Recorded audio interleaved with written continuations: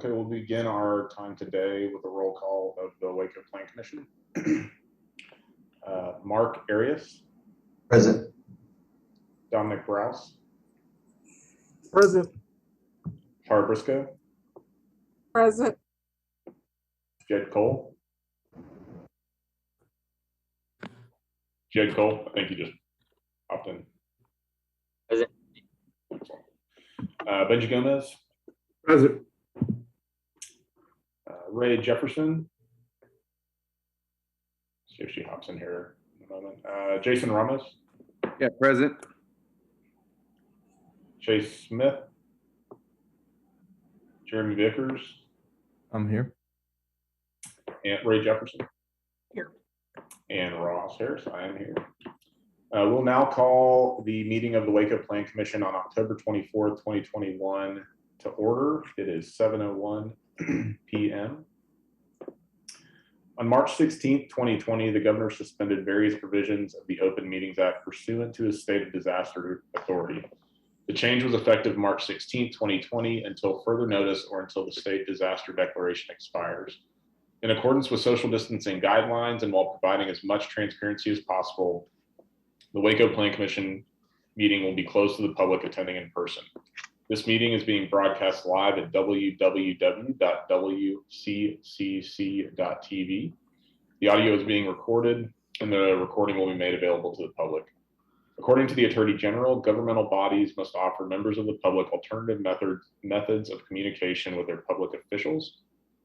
In an effort to allow for as much public input as possible, those who wish to speak by phone on public hearings were required to register with the planning staff by 12 p.m. on August 24th.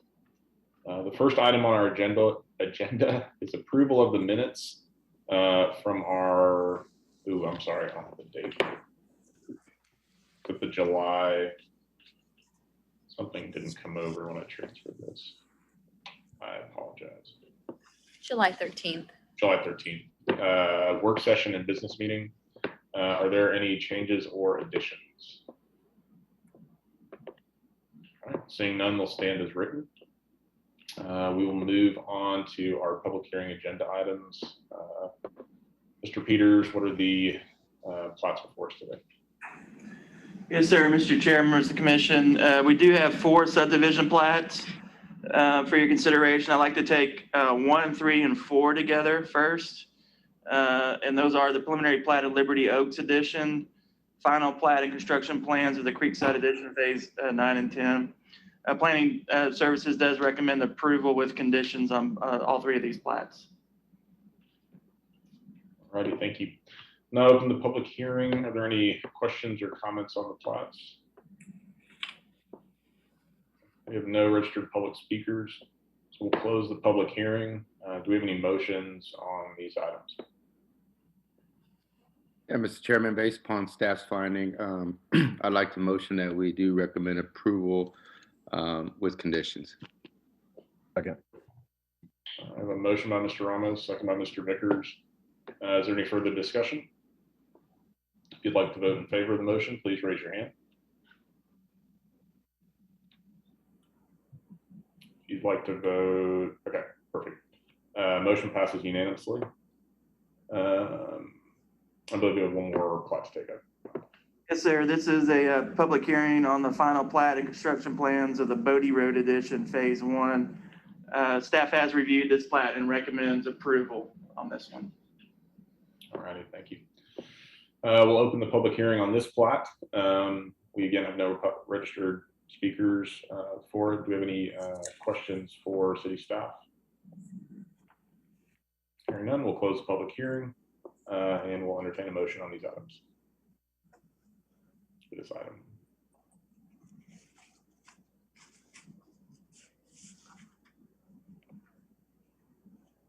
Motion to approve per city's staff's recommendation. Second. I have a motion by Mr. Vickers, second by Mr. Browse. If you'd like to vote in favor of this motion, please raise your hand.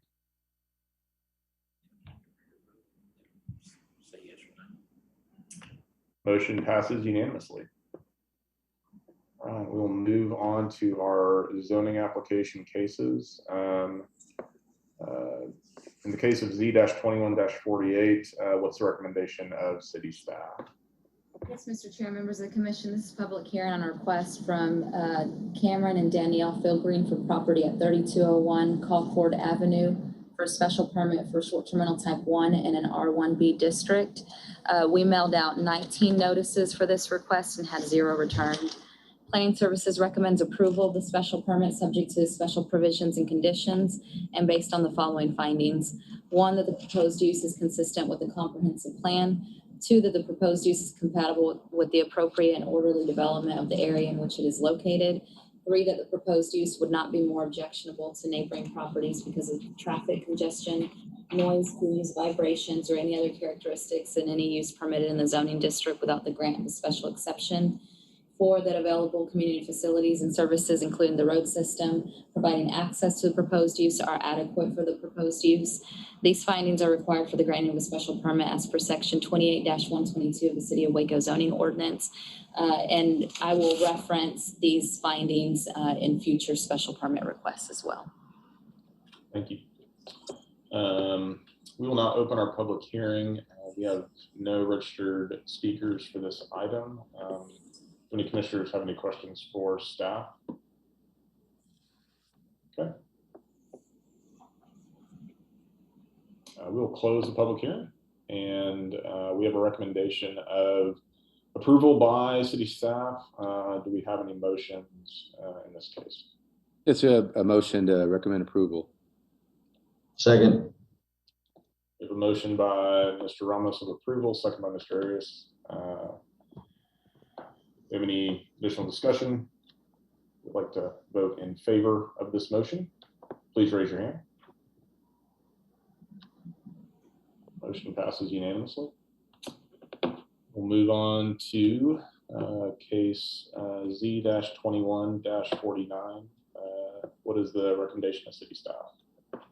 Members of the commission, this is a public hearing on a request by Samantha Barnes for property at 805 Fort Gates Drive for special permit for short-term rental type 1 in an R1B district. We mailed out 24 notices and had 1 returned opposed to this request. Planning Services recommends approval of the special permit subject to special provisions and conditions and based on the findings required for the granting of a special permit as per section 28-122 of the City of Waco zoning ordinance. All right, thank you. We'll open our public hearing. We have no registered speakers on this item. Is there any questions or discussions before we close the public hearing? Okay, we'll close the public hearing.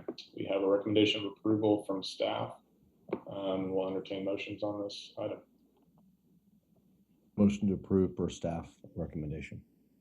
Second. We have a motion by Mr. Vickers, second by Ms. Jefferson. Unless there's any further discussion, if you'd like to vote in favor of the motion, please raise your hand. Okay, motion passes unanimously. And in the case of Z-21-50, what is the recommendation of staff? Yes, Mr. Chair, members of the commission, this is a public hearing on a request from Aaron Slate for property at 3312 Pewitt Drive for a special permit for short-term rental type 2 in an R1B district. We mailed out 39 notices and had 0 returned for this request. Planning Services recommends approval of the special permit subject to special provisions and conditions and based on the findings required for the granting of a special permit as per section 28-122 of the City of Waco zoning ordinance. Thank you. We'll now open our public hearing. I do believe we have a speaker registered on this item. Aaron Slapp, who is the owner applicant.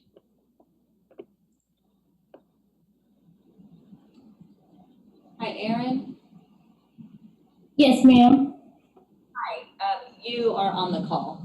Thank you for Okay, joining us. I didn't really have anything to say. I was just here in case anyone had any questions, and so that was just about it. Excellent. Do any commissioners have any questions for Ms. Slate? Ms. Slate, will there be management near? You have management within the city that's going to be managing this property for you? Yes, I'm gonna have a professional, short-term management company handle it, since I'm back and forth between Midland and Waco, so someone will be there at all times to handle any issues. Thank you. Any additional questions?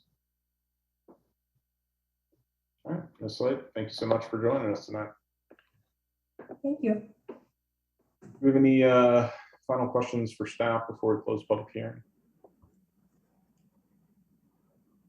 Okay, close the public hearing. We have a recommendation of approval from city staff. We will entertain motions on this item. Motion we approve based on city staff recommendation. I second it. We have a motion for approval from Mr. Cole, second from Ms. Briscoe. If you would like, do we have any further discussion before we vote? All right, if you would like to vote in favor of the motion, please raise your hand.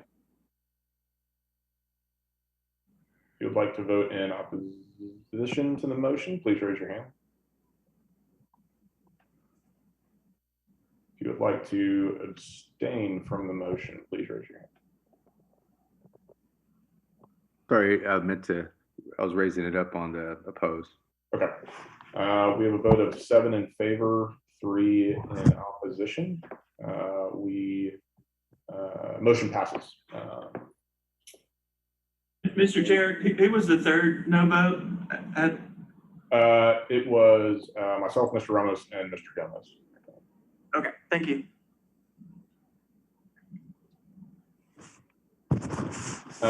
In the case of Z-21-51, what is the recommendation of city staff?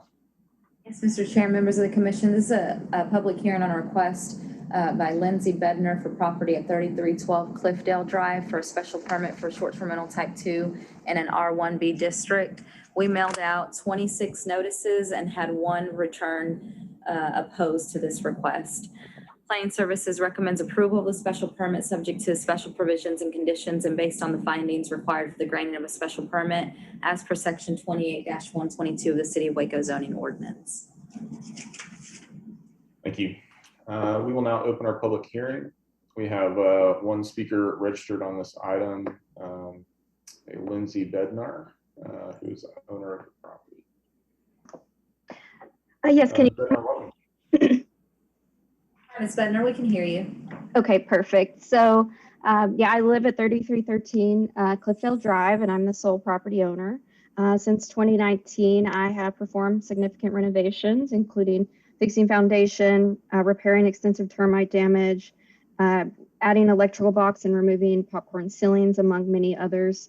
I believe my property is a perfect location for a vacation rental because of its proximity to Lake Waco, the Waco Mammoth Monument, and various parks. In addition, the home is spacious and possesses ample parking and is only 5 miles from Magnolia Market.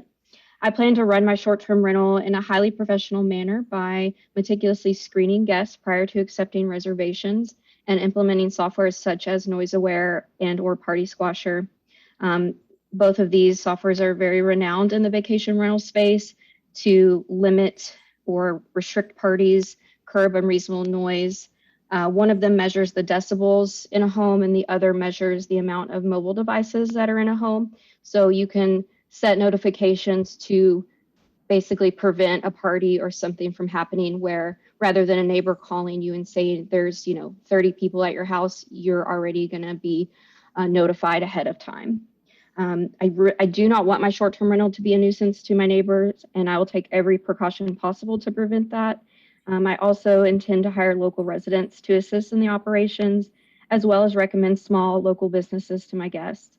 I think it's extremely important for short-term rentals to contribute positively to the local community in many ways as possible. And lastly, I did apply for a short-term rental permit in 2019 and was denied due to neighbor opposition. Since then, I have been in touch with nearly all of the neighbors and discussed their issues with them individually. There is still one neighbor opposed, and that's the comment card that is mentioned on the application. And when I spoke to him, his concern was noise and disruption, at which point I did try to mention Party Squasher and NoiseAware, but he just is opposed to it, and that's kind of where the conversation ended. And that's all I have. Thank you.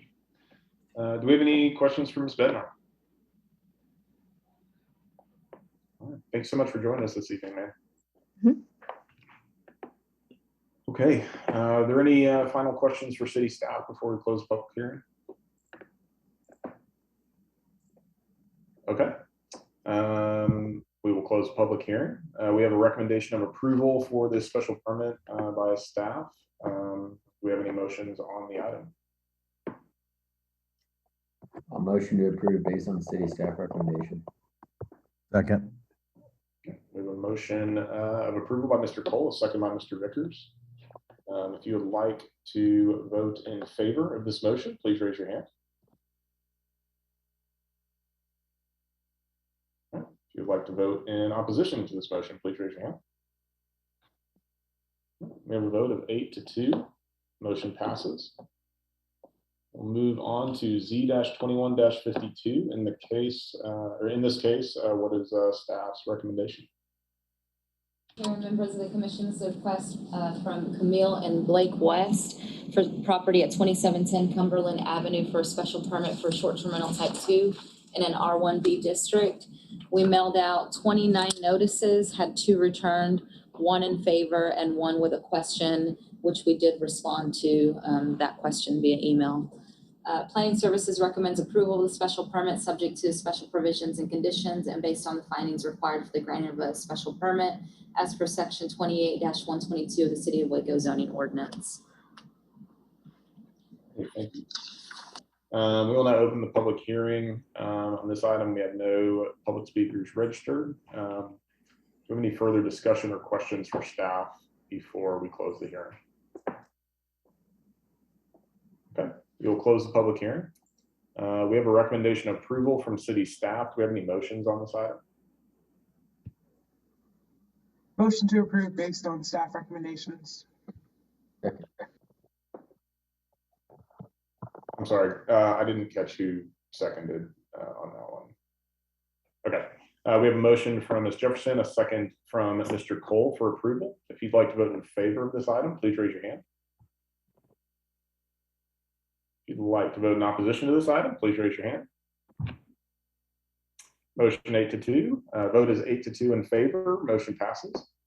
In the case of Z-21-54, what is the recommendation of city staff? Yes, Mr. Chair, members of the commission, this is a request from Alexander Beasley on behalf of Beasley Construction LLC for property at 511 South 10th Street for special permit for short-term rental type 3 in an O2 district. We mailed out 37 notices and had 2 returned opposed to this request. Planning Services recommends approval of the special permit subject to special provisions and conditions and based on the findings required for the granting of a special permit as per section 28-122 of the City of Waco zoning ordinance. Thank you. We'll now open our public hearing. We do have 1 speaker registered, Mr. Andrew Lopez.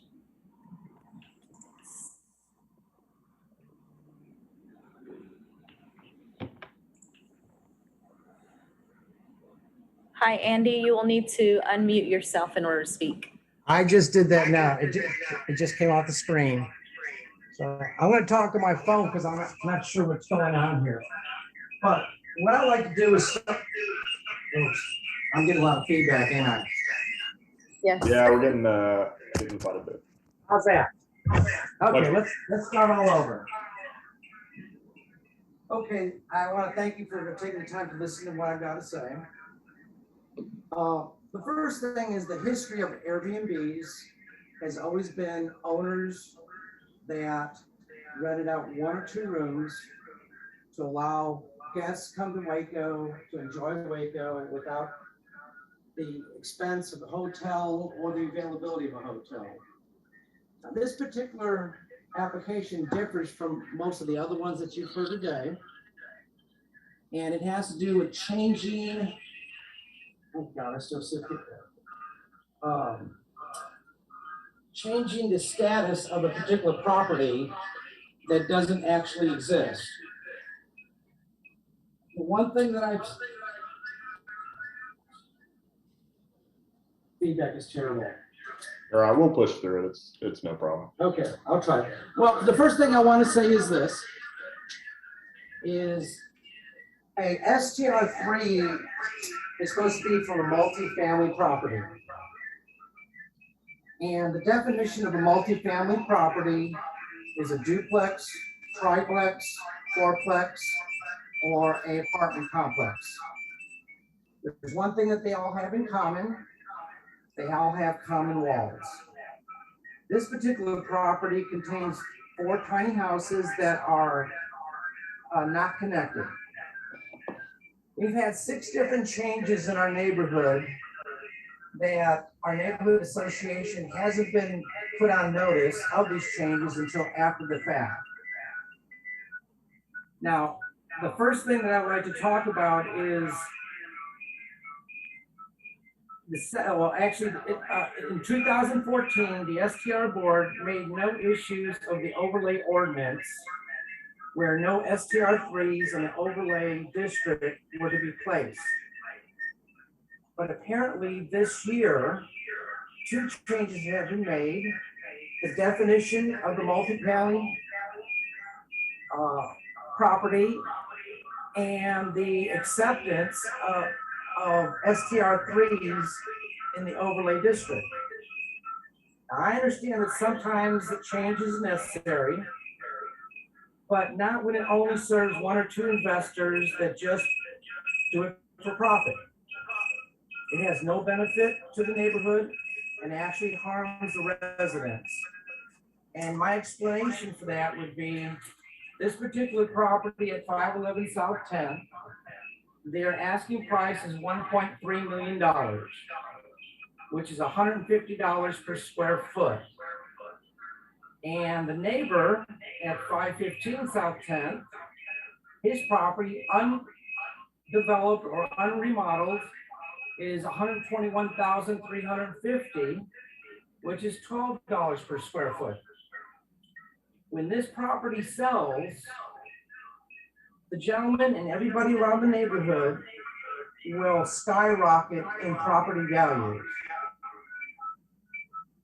Now, the complex that's in existence that we're talking about pays about $27,000 in taxes a year. The neighbor pays about $3,226 a year. When this property sells, can you see the difference between $12 per square foot versus $105 per square? Mr. Lopez, just sorry to interject. We do have a 3-minute time limit on comments, so Okay. if you're able to kind of sure, I am. perhaps summarize. So. Okay.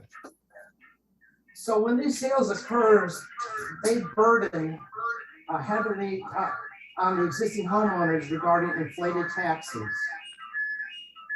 And this will cause a lot of people to be having to move out of the properties because they cannot afford to stay. Now, we have a new ordinance by the city council that stated homeowners will have to, well, let me just say, new homeowners who want to open up an Airbnb in our neighborhood would have to live in the property.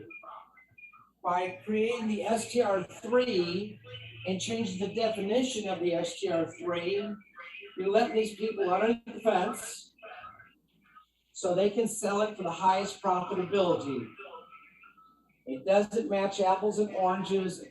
According to the appraisal district, they will not differentiate the difference between a STR being sold and a residential home being sold.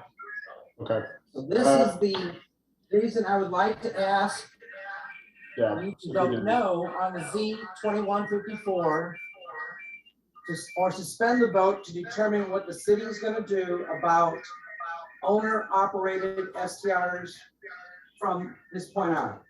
Okay. Thank you very much. We will. All righty. Okay. Do we have any further discussion in regards to Mr. Lopez's comments or additional questions for staff? Okay.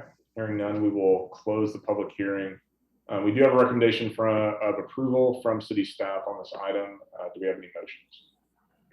Mr. Chair, before we start the vote discussion, I just wanted to clarify what this request is. So this property had already received a special permit for SDR type 3.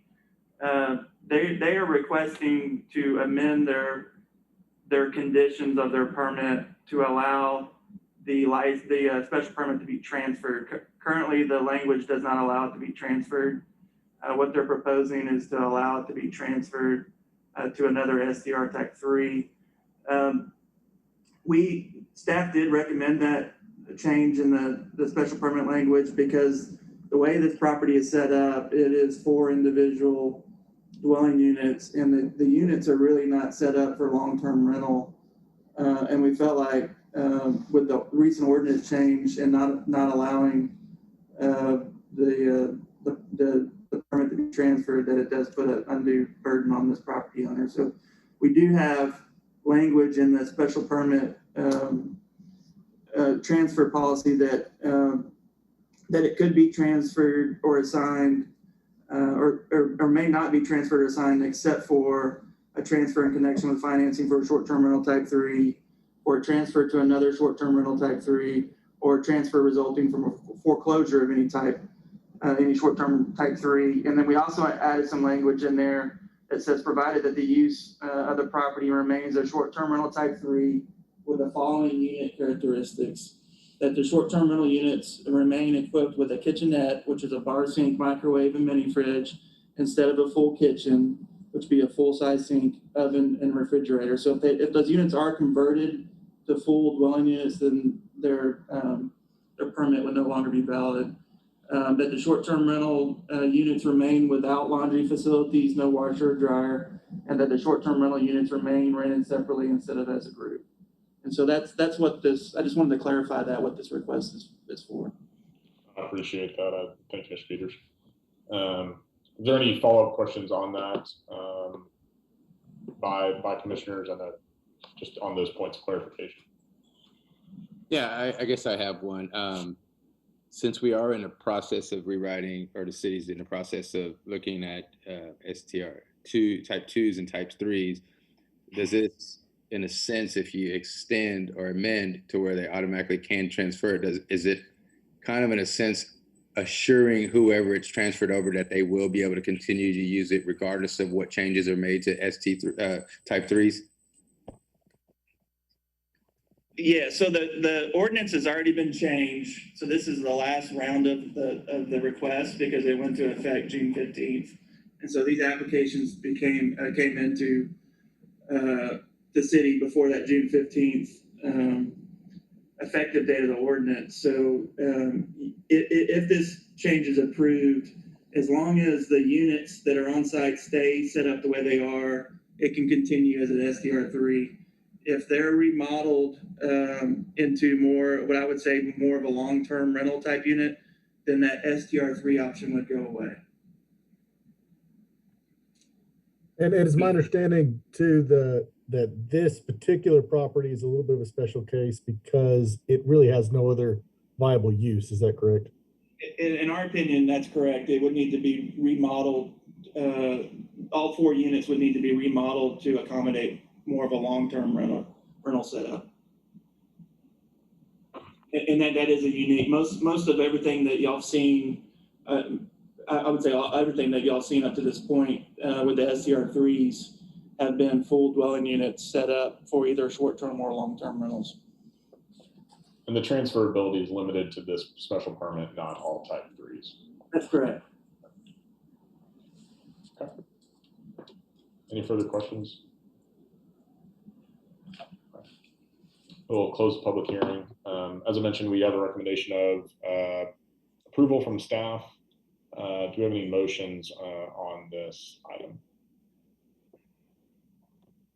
I'd move to approve based on staff recommendations. Second. We have a motion for approval for Mr. Browse, second for Ms. Briscoe. Do we have any additional discussion before we vote? Okay. If you'd like to vote in favor of this motion, please raise your hand. If you'd like to vote in opposition to this motion, please raise your hand. And if you would like to abstain from this item, please raise your hand. Okay. We have 9 in favor, 1 abstaining. Motion passes. In the case of Z-21-55, what is the recommendation of city staff? Yes, Mr. Chair, members of the commission, this is a public hearing and request from Robert F. Rundle on behalf of Rundle Group LLC for property at 2326 Austin Avenue, units A, B, and 110 for a special permit for a short-term rental type 3 in an O3 district. We mailed out 33 notices and had 0 returned for this request. Planning Services recommends approval of the special permit subject to special provisions and conditions and based on the findings required for the granting of a special permit as per section 28-122 of the City of Waco zoning ordinance. Okay, thank you. We will now open our public hearing. We do not have any registered speakers on this item. So do we have any questions for discussion for staff? Okay. Hearing none, we will close the public hearing. As we heard, we have a recommendation of approval from staff. Do we have any motions on this item? Based on staff findings, I'd like to make a motion to approve it. Second. We have a motion for approval from Ms. Briscoe, second from Mr. Cole. Any further discussion before we vote? If you'd like to vote in favor of this motion, please raise your hand. If you'd like to vote in opposition to this motion, please raise your hand. We have a vote of 8 in favor, 2 in opposition. Motion passes. In the case of Z-21-56, Ms. Warden, what is staff's recommendation? Yes, Mr. Chair, members of the commission, this is a public hearing on a request from Jonathan Tyre on behalf of Beltex Assets 3 Columbus LLC for property at 2200 Columbus Avenue for a special permit for short-term rental type 3 in an O3 district. We mailed out 42 notices and had 2 returned with no comment for this request. And Planning Services recommends approval of the special permit subject to special provisions and conditions and based on the findings required for the granting of a special permit as per section 28-122 of the City of Waco zoning ordinance. Thank you. We'll open our public hearing. We do have 1 speaker registered in advance, Mr. Jonathan Tyler.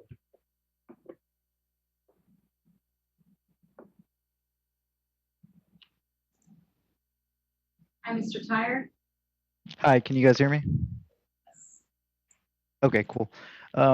Yeah, I don't really have a whole lot to add other than I'd like to say, I appreciate the balanced approach you guys are taking after the announcement of the new ordinance on May 27th. I appreciate that we had ample time, I'd say a little over 2 weeks, to put these applications in, and I'm sure it's got you guys really busy. So I'd just like to say thank you for the time and consideration and the work on your part. Appreciate that, Mr. Tyre. Or do we have any questions for the applicant? Okay. Well, thank you for joining us this evening. We'll hear from you in a moment. So thank you, guys. Great. Any further questions for staff before we close the public hearing? All right. I will close the public hearing. We do have a recommendation of approval from city staff, and we will entertain a motion on this item. Motion for approval based on staff findings and special conditions. Second. We have a motion by Mr. Arias, a second by Ms. Jefferson for approval. We will vote. If you'd like to vote in favor of this motion, please raise your hand. If you'd like to vote in opposition to this motion, please raise your hand. All right. Motion passes by a vote of 9 in favor, 1 in opposition. We'll move on to case Z-21-57. What is the recommendation of city staff? Yes, Mr. Chair, members of the commission, this is a public hearing on a request from Jonathan Tyre on behalf of Beltex Assets 3 Tensley LLC for property at 715 Cleveland Avenue for special permit for short-term rental type 3 in an O2 district. We mailed out 64 notices for this request and had 0 returned. Planning Services recommends approval of the special permit, subject to special provisions and conditions and based on the findings required for the granting of a special permit as per section 28-122 of the City of Waco zoning ordinance. Very much. We will now open a public hearing. I believe Mr. Tyre is actually registered to speak on this item as well. Mr. Tyre, welcome back. Is there anything additional you'd like to add in regards to this case? Nope, nothing in particular, but I'll be here to answer questions if you guys have any. Thanks. All right, appreciate it. Well, do any commissioners have any further questions for Mr. Tyre? Okay.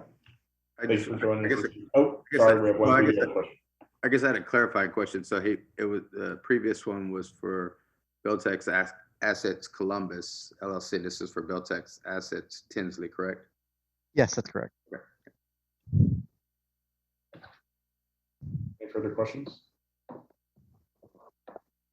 All right, Mr. Tyre, thank you for joining us.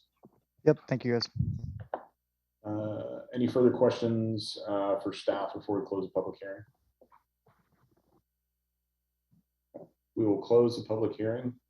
We have a recommendation of approval on this item from staff. Do we have any motions on this item? Motion to approve per staff recommendation. Second. Motion by Mr. Vickers for approval, second by Mr. Cole, is that correct? Okay, we will move to voting. If you would like to vote in favor of this item, please raise your hand. Okay. If you'd like to vote in opposition to this item, please raise your hand. Okay, motion passes by a vote of 9 in favor, 1 in opposition. Moving on to case Z-21-58. Ms. Warden, what is the recommendation of city staff? Yes, Mr. Chair, members of the commission, this is public hearing on a request from Michael and Aaron Ruiz for property at 1500 Westlake Shore Drive, Unit 103, Building 1, for a special permit for short-term rental type 3 in an O2 district. We mailed out 38 notices and had 0 returned for this request. Planning Services recommends approval of the special permit subject to special provisions and conditions and based on the findings required for the granting of a special permit as per section 28-122 of the City of Waco zoning ordinance. Okay, thank you. We will now open our public hearing. I believe we have a Michael Ruiz registered to speak on this item. Hi, can y'all hear me? Yes, sir. Welcome, Mr. Ruiz. Yeah, please state your comments to the commission. Yeah, I was just going to say, my name is Michael. I graduated from China Spring High School several years ago and MCC. I'm from the area. I do live in Austin now, but my wife and I are planning on moving back here. That's why we bought the condo. I do have a part-time job here. And so it would be nice to pay the mortgage with Airbnb in the meantime while I'm not in it, and also bring business to Waco. We'll be using a management company. I've already contacted them. They're ready to go as soon as I have a permit to use. Other than that, I'll answer any questions you have. Thank you so much. Thank you, Mr. Ruiz. Do we have any questions from commissioners for the applicant? Thank you for joining us this evening. Yes, sir. Before we close our public hearing, are there any further questions for staff? Okay. Close our public hearing. We have a recommendation of approval on this item, and we will entertain a motion. I move to approve based on staff recommendations. Second. All right. We have a motion by Mr. Browse, second by Mr. Arias for approval. Any discussion before vote? All right. If you would like to vote in favor of this item, please raise your hand. If you would like to vote in opposition to this item, please raise your hand. All right. We have a vote of 9 in favor, 1 in opposition. The motion will pass. Moving on to case Z-21-59. What is the recommendation of city staff? Yes, Mr. Chair, members of the commission, this is a public hearing on a request from Joanna Pineda James on behalf of 629 South Fifth Street LLC for property at 629 South Fifth Street, units A, B, and C for special permit for short-term rental type 3 in an O2 district. We mailed out 14 notices, had 3 returned, 2 of those were opposed and 1 with no comment for this request. Planning Services recommends approval of the special permit subject to the special provisions and conditions and based on the findings required for the granting of a special permit as per section 28-122 of the City of Waco zoning ordinance. Thank you. We will now open our public hearing. We have a speaker registered in advance, Mr. Colin Heller.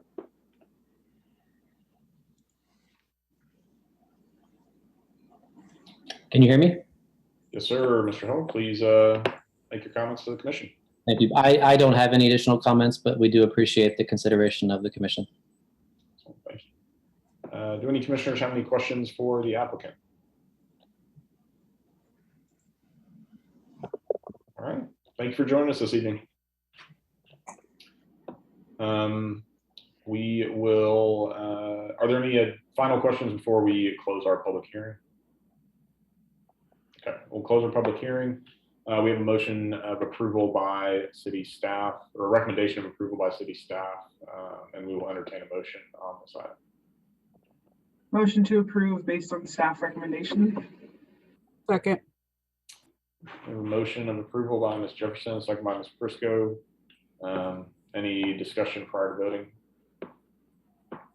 Okay, if you'd like to vote in favor of this item, please raise your hand. If you'd like to vote in opposition to this item, please raise your hand. Right. We have a vote of 8 in favor, 2 in opposition. The motion will pass. Moving on to case Z-21-60. What is the recommendation of city staff?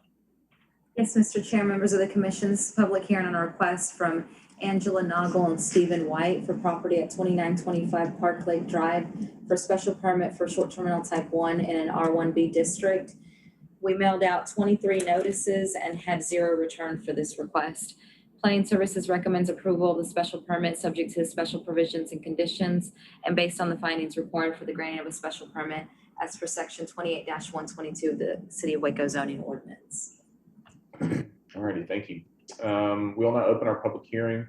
We have 1 public speaker scheduled in advance, Ms. Angela Nagel. I apologize if I misspoke on your name. Hi, Angela, can you hear us? Yes. Thank you, commissioners. No, I just registered to speak just in case there are any questions regarding this particular case. Thank you. Do we have any questions for the applicant?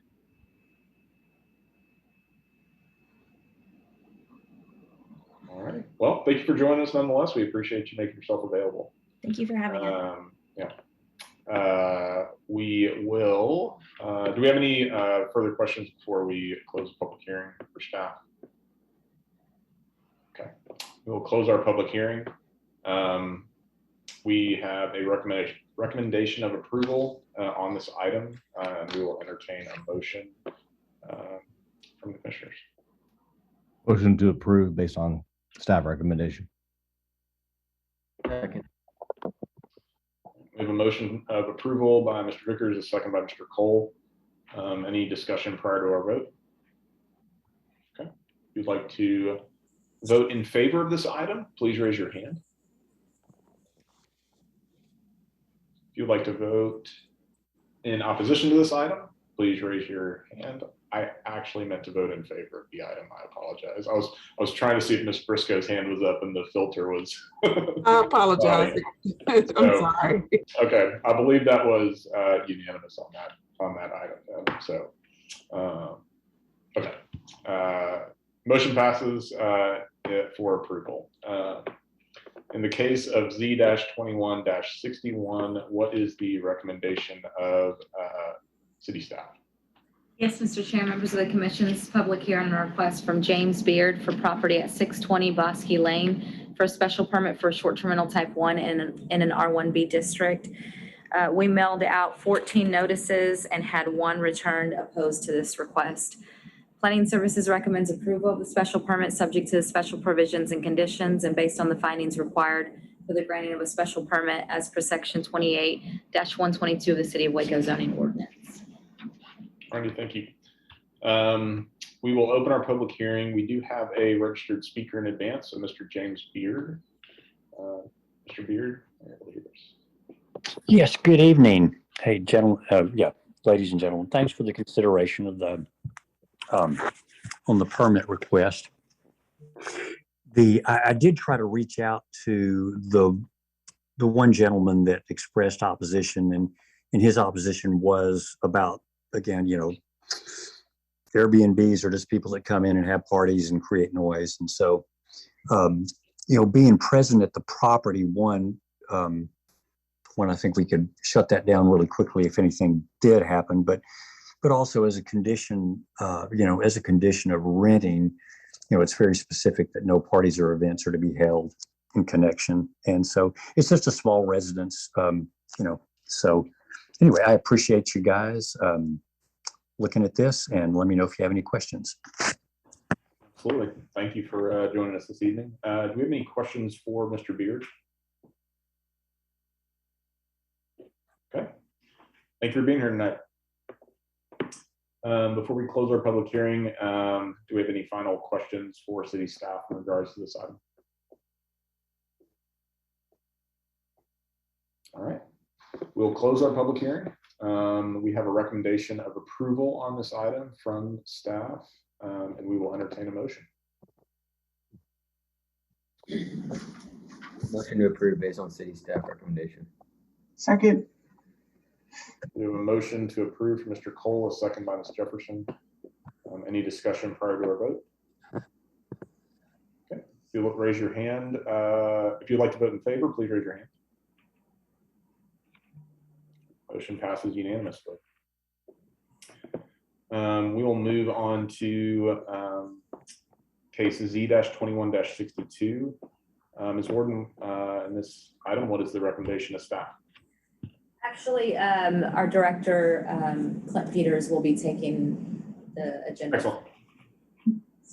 Yes, sir. Mr. Chair, members of the commission, this is a public hearing on a request from Patrick Farrar on behalf of Patrick and Cynthia Highland for property for 46.495 acres on J.J. Llewellyn, north of East Herring Avenue, with a property ID of 180727 for a special permit for outdoor recreation amusement facility and RV park in an R1B zoning district. We did mail out 12 notices. We had 6 returned, 5 opposed, and then 1 with concerns or questions. And then we have numerous speakers registered to speak that are in opposition.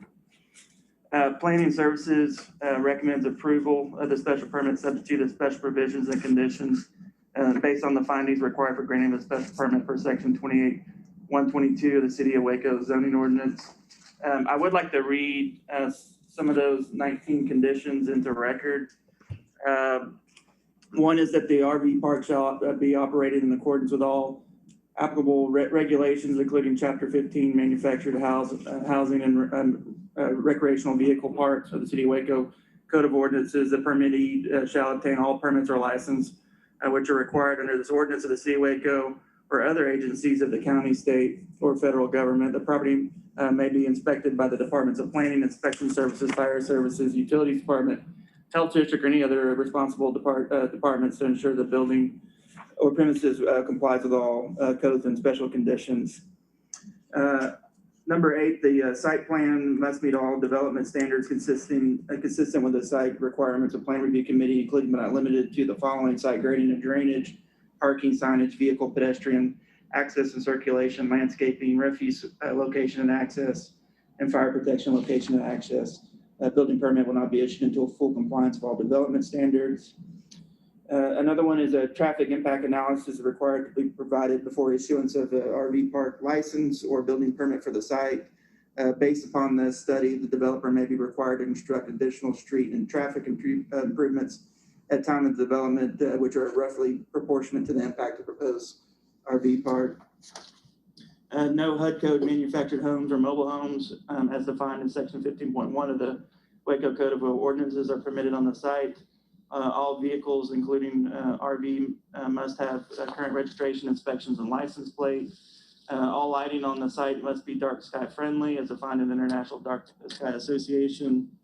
A tree survey for the wooded area along the front of the property must be provided. Removal of heritage trees in this area shall be prohibited. Significant trees shall not be removed unless in a location that conflicts with proposed interior roads. Heritage trees shall mean a tree that is in diameter of 24 inches or more, measured 4.5 feet above the natural grade. Is one of the, and then we got a list of species, and then a significant tree is a tree of 6 inches or greater, with some exemptions in there. And then screening shall be provided along the northern, eastern, and southern property boundaries abutting R1 and R3 zoning. Such screening shall consist of a solid wood fence or masonry wall at least 6 feet in height, with the finished side facing out from the lot on which such fence is located, and an all-weather, all-season landscape screening along the interior perimeter of the fence, 4 feet in width, densely planted with a combination of deciduous and evergreen trees and shrubs, with initial height of 3 feet, and will attain a height of 6 feet within 36 months of installation. And then the preservation of existing trees along the fence line can count towards this requirement. And then the last one I wanted to point out was the use of all site amenities shall be limited to overnight guests on the facility. Day passes to the facility shall not be permitted. Thank you, Mr. Peters. We will open our public hearing. Before we get started with our speakers, I would just note that we do require comments to be limited to 3 minutes, just in the interest of helping everybody have a chance to get their comments in. I just want to mention that in advance. I believe our first speaker, correct me if I'm wrong, is our applicant, Patrick Highland. That's correct. Okay. Hi, Mr. Highland.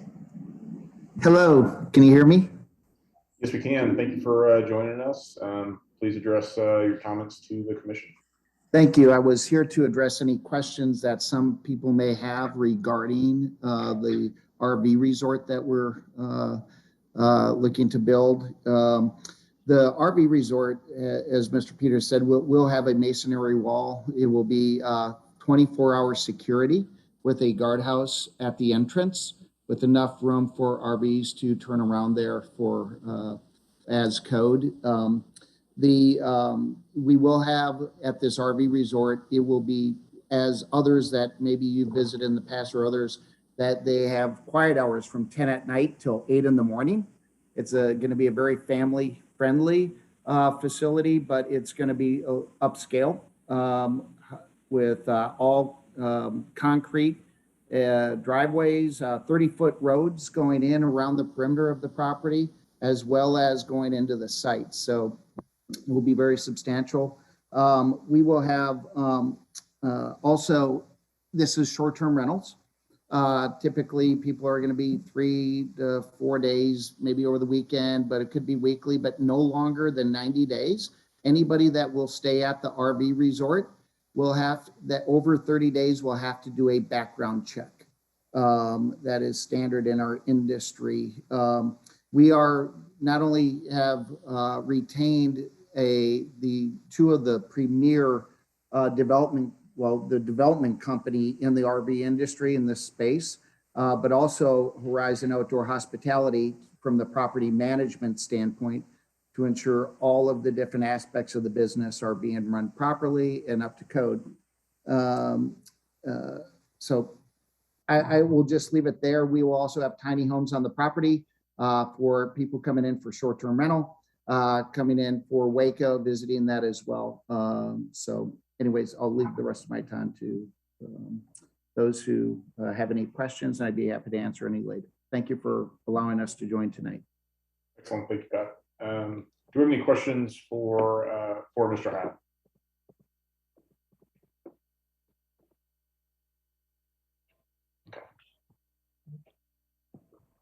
Yeah, so on what I see on the application or what's presented for us, it says that it's the location is on J.J. Fluellen north of East Herring Avenue. Are we looking at right along the river there? I know Fluellen comes back out on right before Golson, correct? And so is the actual location back along that river area towards where I guess the Waco Missions is located? Sir, no, it's if you're coming on MLK going north and you take a right onto Herring and you're coming up to your, I believe it's your first or second stoplight right there up to JJ Fluellen, take a left. And before you, about halfway down, before you get to the corner where the river is, it's right there. So the back end of the property, the back left side of the property is adjacent to the gravel pit, if that helps. Gotcha. Okay. Thank you. Any additional questions for Mr. Holland?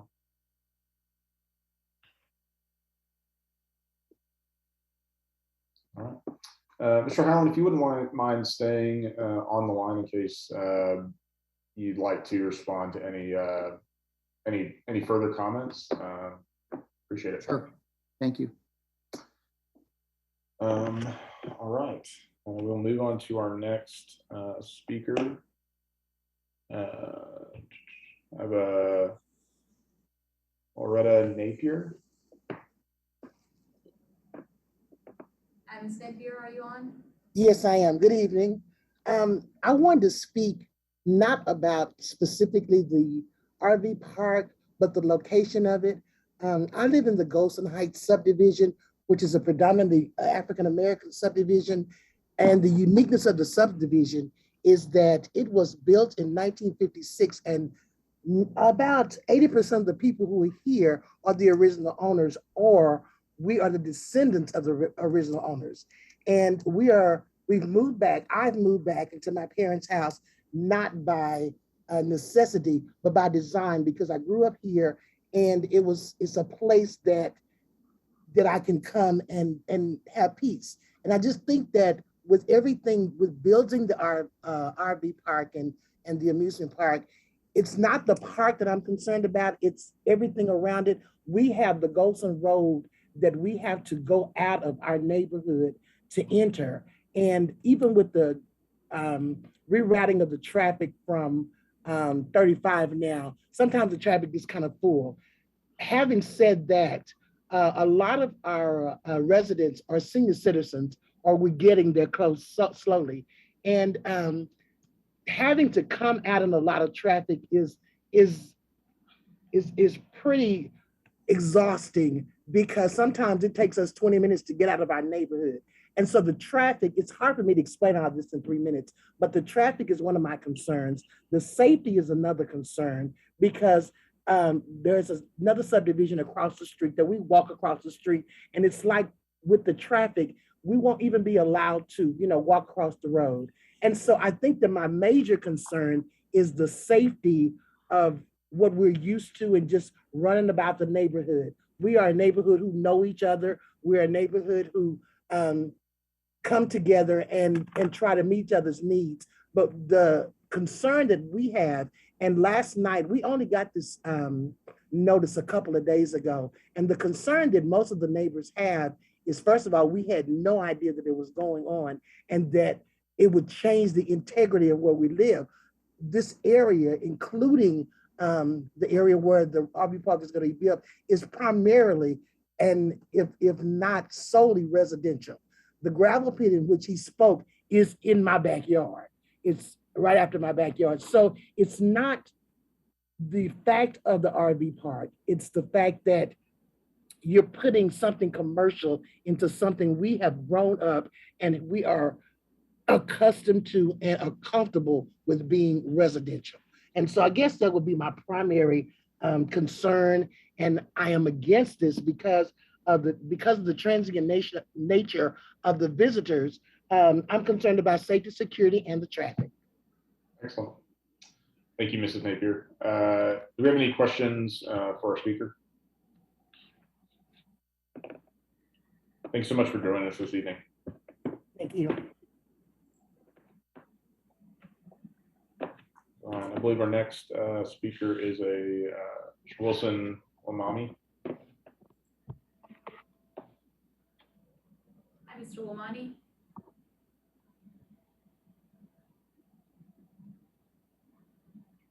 Can you hear me? Yes, we can hear you, sir.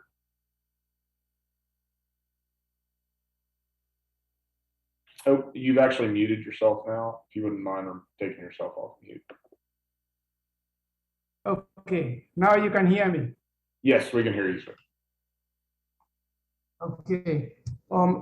Thank you very much for allowing me to speak on this. First of all, may I correct the gentleman who has applied this, because he is saying the back of that land, the back of the land, which should be the English back, should be the north. I border him nearly 1,000 feet. My land is at the back of his land, or the land he intends to buy. That land is all that area, even where he is, it is designated even at the federal level as qualified census tract. And one time when we wanted to develop, because I have 172 acres, we wanted a company to come and develop the front on the Herring side, because I have 30 acres on the Herring side. And then I touch him from what we call my east. And then I go all the way along that through the gravel pit, all the way to Goson. We were told that is designated as tract 14, which is specifically for the what we call low income housing. And that's a condition that was very clear to us, because I was coming up with high end to develop the adjoining land, which is the 30 acres on Helen. Now, one thing is, we have a school there. We have the senior living. I myself, though I have cattle right now, I have been told, if you ever develop anything, remember, this area is for what we call low income housing. Now, bringing that, if he cares, bringing RV park in there, whether you put a high wall or not, it lowers even the property values of that place. Although we say low income housing, it doesn't mean that you are going to put shanties. So it is being considerate, and that's why I'm opposed to this. I personally am ready to, because the next stage will be you approving my development there. But I'll have to adhere to the requirements of the city and the zoning right now, which is there, because it's for all of us. So the point I'm raising is that facility he's talking about there is not conducive to the dictates of Mr. the zoning, which was permanently. Thank you. I apologize for interrupting. We just need to conclude the time. Thank you for joining us. Do we have any questions for Mr. Wamani? Thank you, sir. Okay, I believe our next speaker is a Kelva Kelly.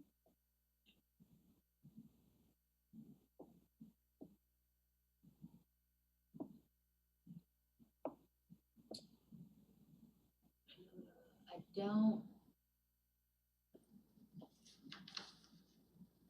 see Kelva Kelly on here. 6, 7,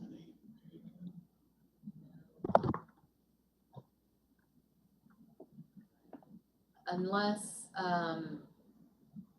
unless they labeled themselves with a different name, I'm not able to find that person on our list. Okay.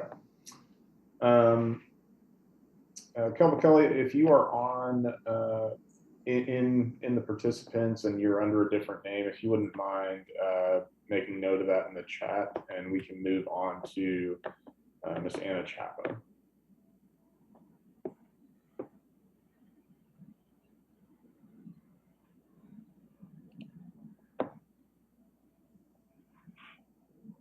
I do not see Anna Chapa on here either. There is one phone number here, but it does not match the phone number of either one of these registrants. So I'm not sure if she's under a different name as well. Ms. Chapa, if you could do the same if you are under a different name. We have a Daryl Kelly. So I know. Okay. Mr. Chair, just for the record, both of those speakers were registered to speak against. Correct. Chapa is a representative for the Waco Missions, which is right next door to the property. Yeah. Okay, and we know was going to be speaking in opposition. Okay.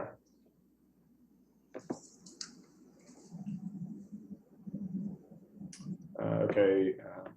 Sorry, were we able to find Daryl Kelly? No, same situation with Daryl Kelly. Okay. Also speaking, registered to speak against the request, and also with Golson Heights addition in this area. Okay. And just as a note, in case we do have others who are not on the line, I believe the remainder of our speakers registered on this item are speaking in opposition in one manner or the other. So, The okay. next one is Patricia Miller, as Vernetta Stalling is not on here either. Okay. Patricia Miller, if you would unmute yourself, please.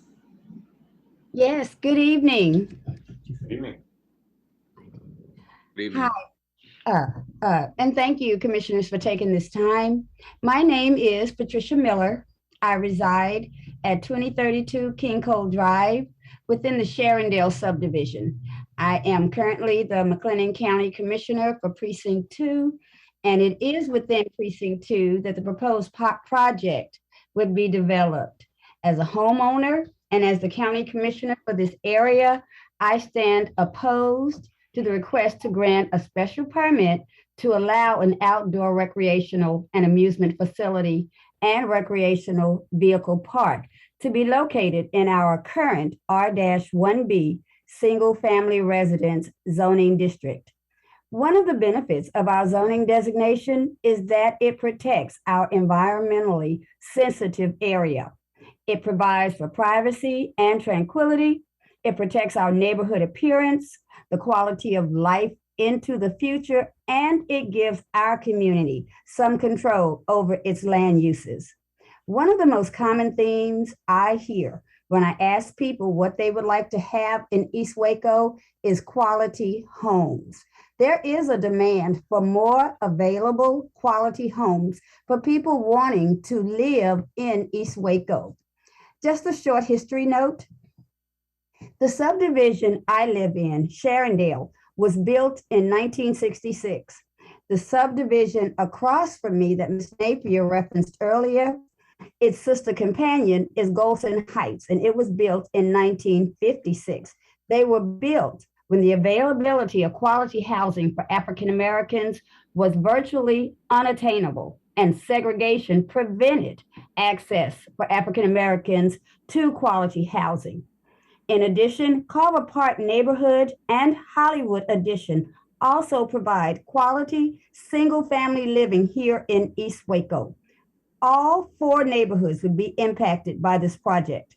This is a residential area by design, and I urge and implore you to allow it to stay as it is. A perfect use for the 46 plus acres in question, in my opinion, would be the development of a subdivision to continue to promote family values.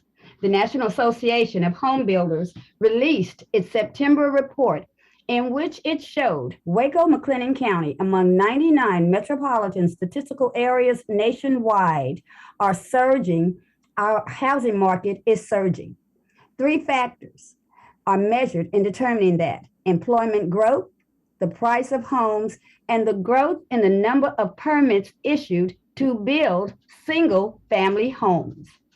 With the approval of the recent Bosque River Resort, a project similar to the one that you have before you tonight, and given the fact that people are asking for quality homes in East Waco, and that there is a growth in the permits to build these single-family homes, I am urging the City of Waco Planning Department, you all on the Planning Commission, to see a vision for this area that includes meeting the needs and requests of its citizens and leaving our residential zone only in place.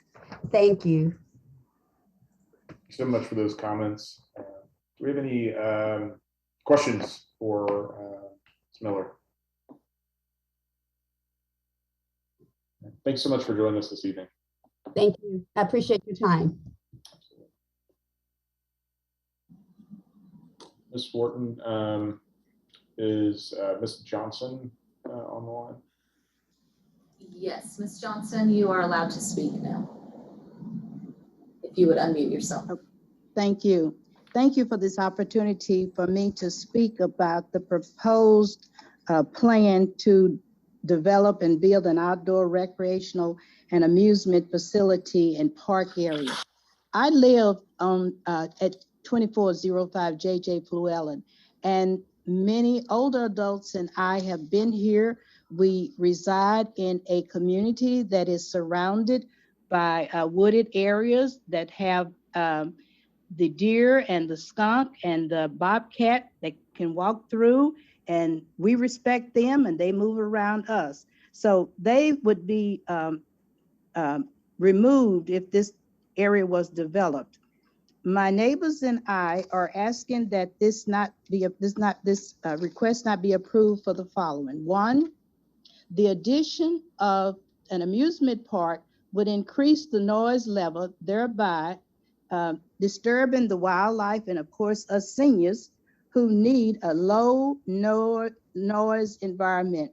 Currently, we can sit out on our porch, our openings, and we can hear the birds and no other sounds. Occasionally, we may hear a siren or something else, but it's so relaxing and soothing. This would be a threat to our emotional and physical environment. The second reason is this would create soil erosion. Currently, the topsoil, when we have rains and flooding, the topsoil washes down toward MLK or other areas. With this topsoil being moved, and they've already moved some trees, and you can see the topsoil moving from the land area into the street, that would be affected. The next effect it would have is on the traffic. Currently, JJ Fluellen that intersects with Golson Road is a 2-lane, and the largest vehicle we now have are dump trucks, the trucks that haul the sand, and we respect them and they respect us. So can you imagine, even if it was a 3-lane, a wide RV, not sure where they're going, and they're looking for directions, and we're looking at them, what it would impact. The widening of the 2 lanes would have to go to 3 or 4, which would affect the tributary of the Brazos River that flows parallel to the JJ Fluellen Road. The next reason is that this would increase the traffic flow. It currently would impact the traffic flow from Heron to JJ Fluellen. There's a curve that is treacherous, and if they try to open that curve to MLK, it would affect the traffic there. It definitely would affect the traffic at Golson Road. Currently now, we have to look left, right, but I could see the need for a signal light, a traffic light, and it would eventually affect the traffic at Lake Shore. So for these and other reasons, we oppose, okay? Some neighbors and I oppose the development of this amusement RV park. And one final thing, according to community development, the theory is there's a system, and whenever there's a change in one system, it has a direct or indirect impact on other systems. These impacts or changes have desirable or undesirable effects on the others. Currently, we are saying a change in the system of developing an RV park, an amusement park would affect us with the noise level, with the flow of the land topsoil, with the flow of the traffic, and whatever else we know. Thank you for listening to me. Thank you, Ms. Johnson. Do you have any questions for the speaker? We'll move on to Mr. James Lee, I believe is our next speaker.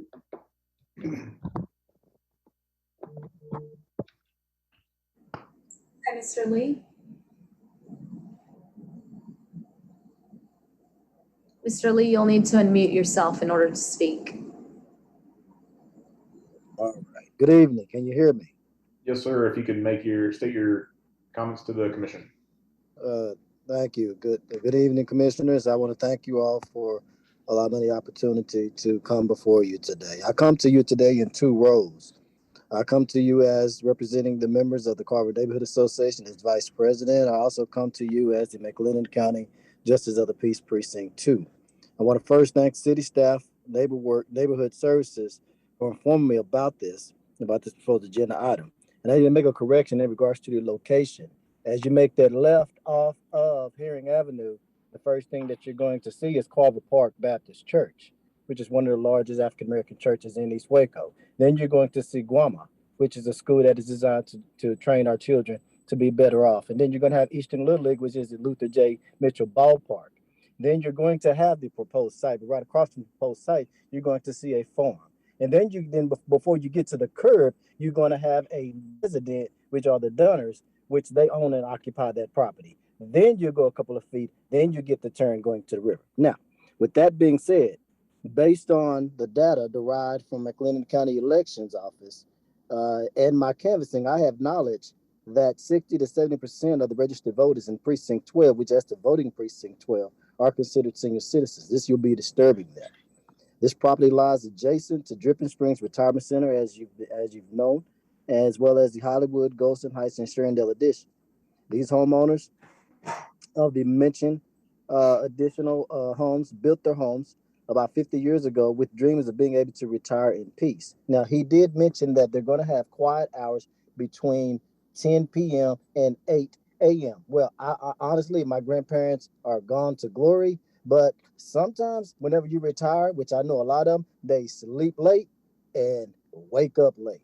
They don't have nothing to do but get up and go to the store or whatever it is. That's what they do. So they're not going to be peaceful as what he mentioned.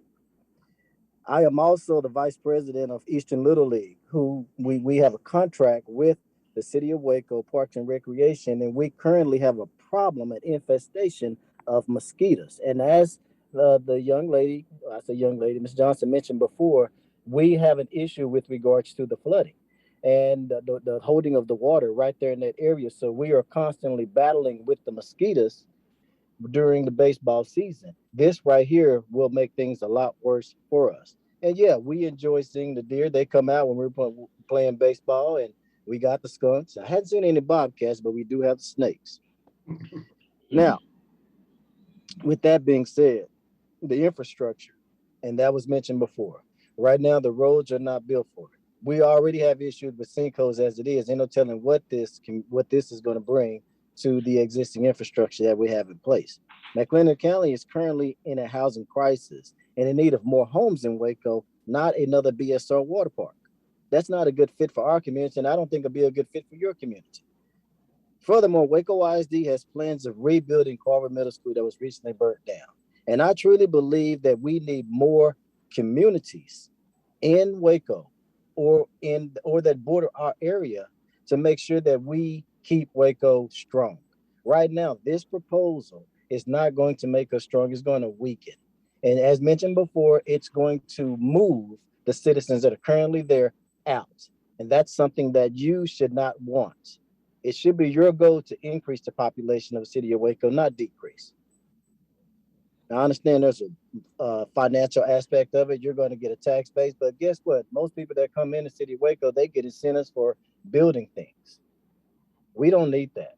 We need, as mentioned before, like the man who owns the property, we need communities. We would like to work with him on getting communities built in our area, because that right there, communities and a new school, that's what we should want in Waco, not a BSR water park in the middle of a residential community. Keep this R1B. Please keep this R1B. Thank you. Thank you, Mr. Lee. Do we have any questions for our speaker or comments? Thank you again for joining us this evening. I believe our next registered speaker is a Mr. Eric Hobbs.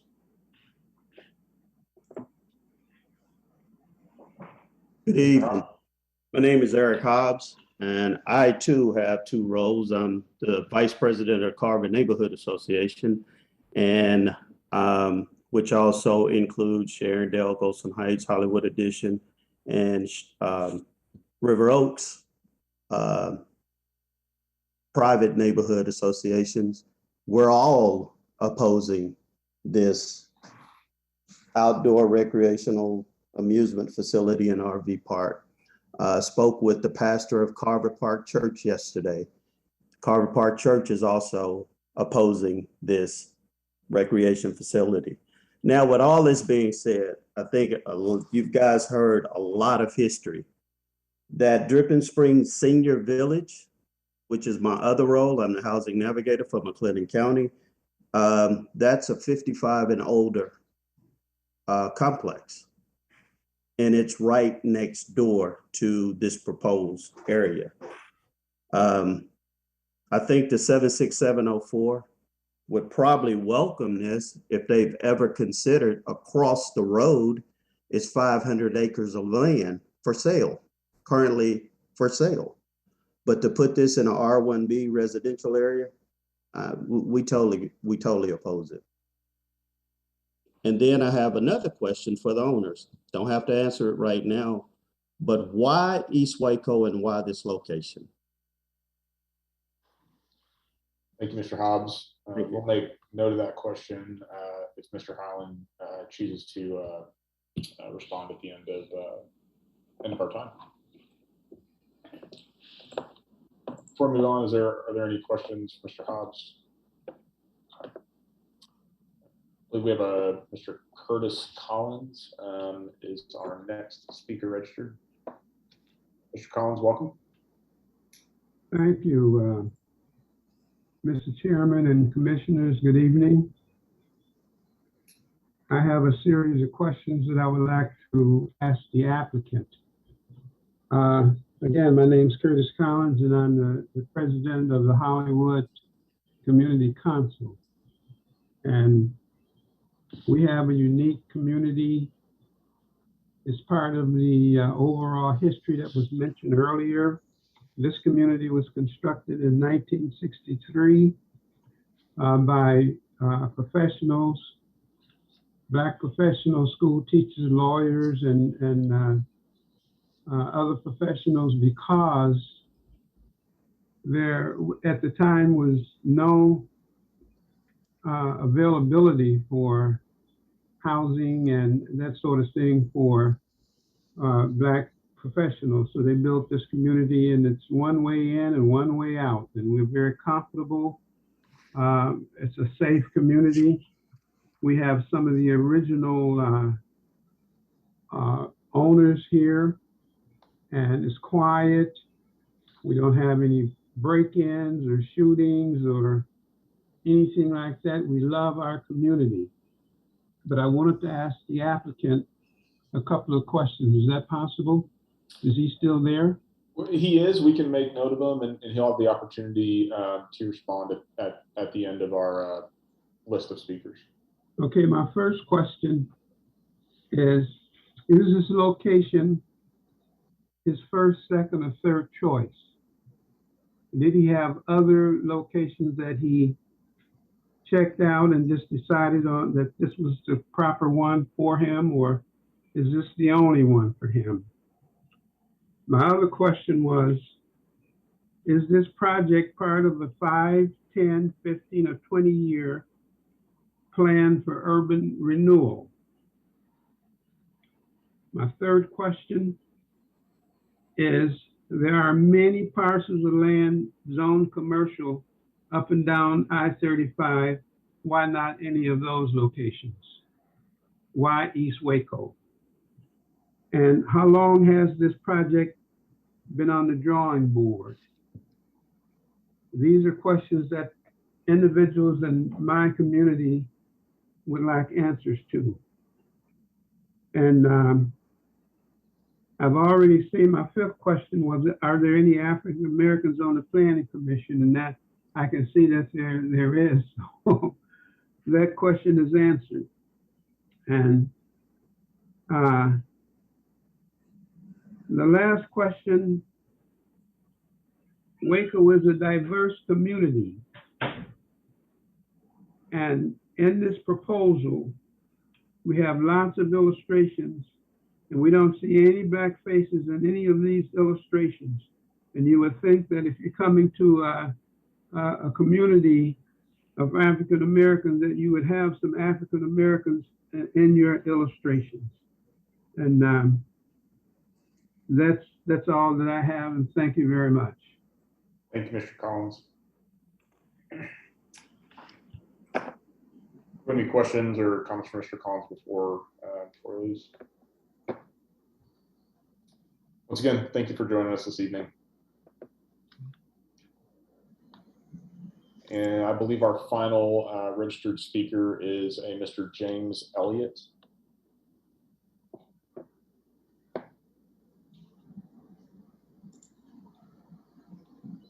Mr. Elliott, welcome.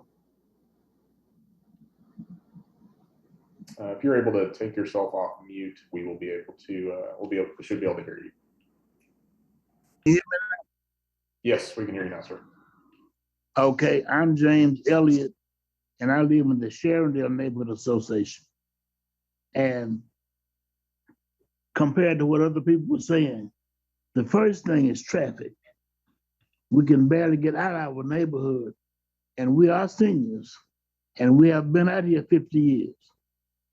What I would like for all of you on the board, and I appreciate yourselves on the board, because I've served also on court enforcement, so I understand your time. But I would like for all of you to come out and look at our neighborhoods in comparison to where this is being built. Now, I don't know, compared to what some of the others were saying, why he would have to come out in our neighborhood. And like you said before, when we built in this area, we were unable to build across the river. So we built out here.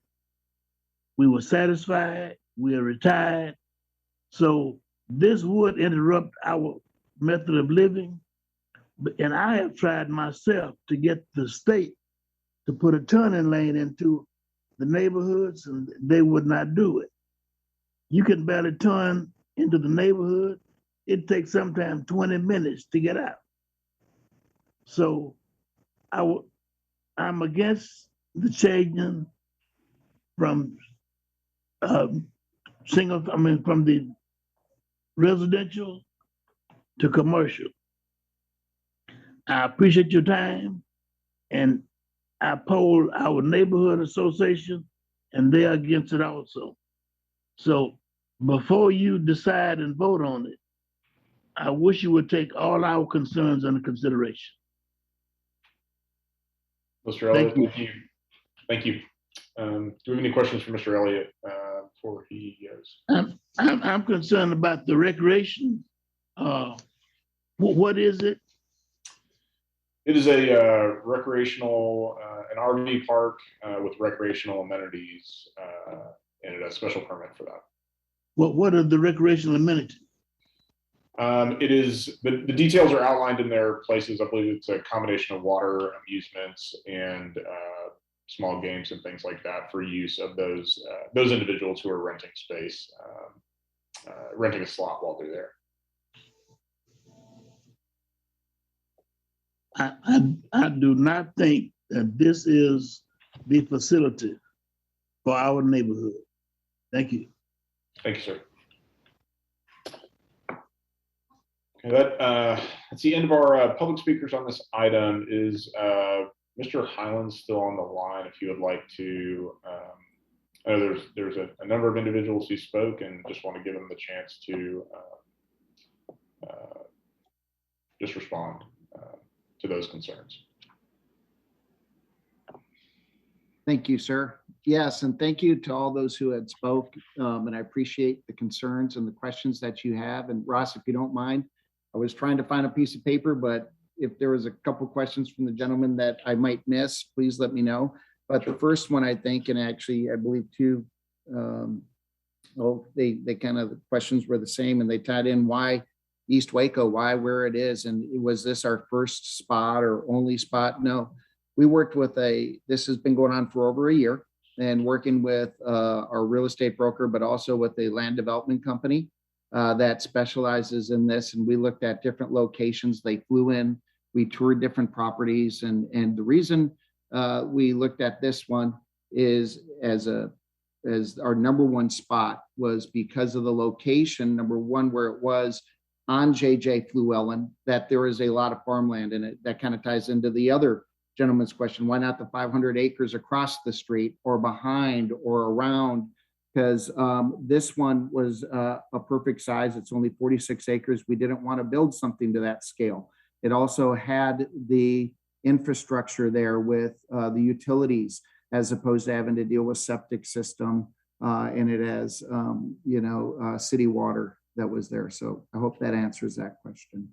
The other thing is, I'd just like to clarify your question about recreational. This is not an amusement park. I think the way it has to be classified is that's what it's under. It's not a amusement park. There's no rides. There's nothing like that.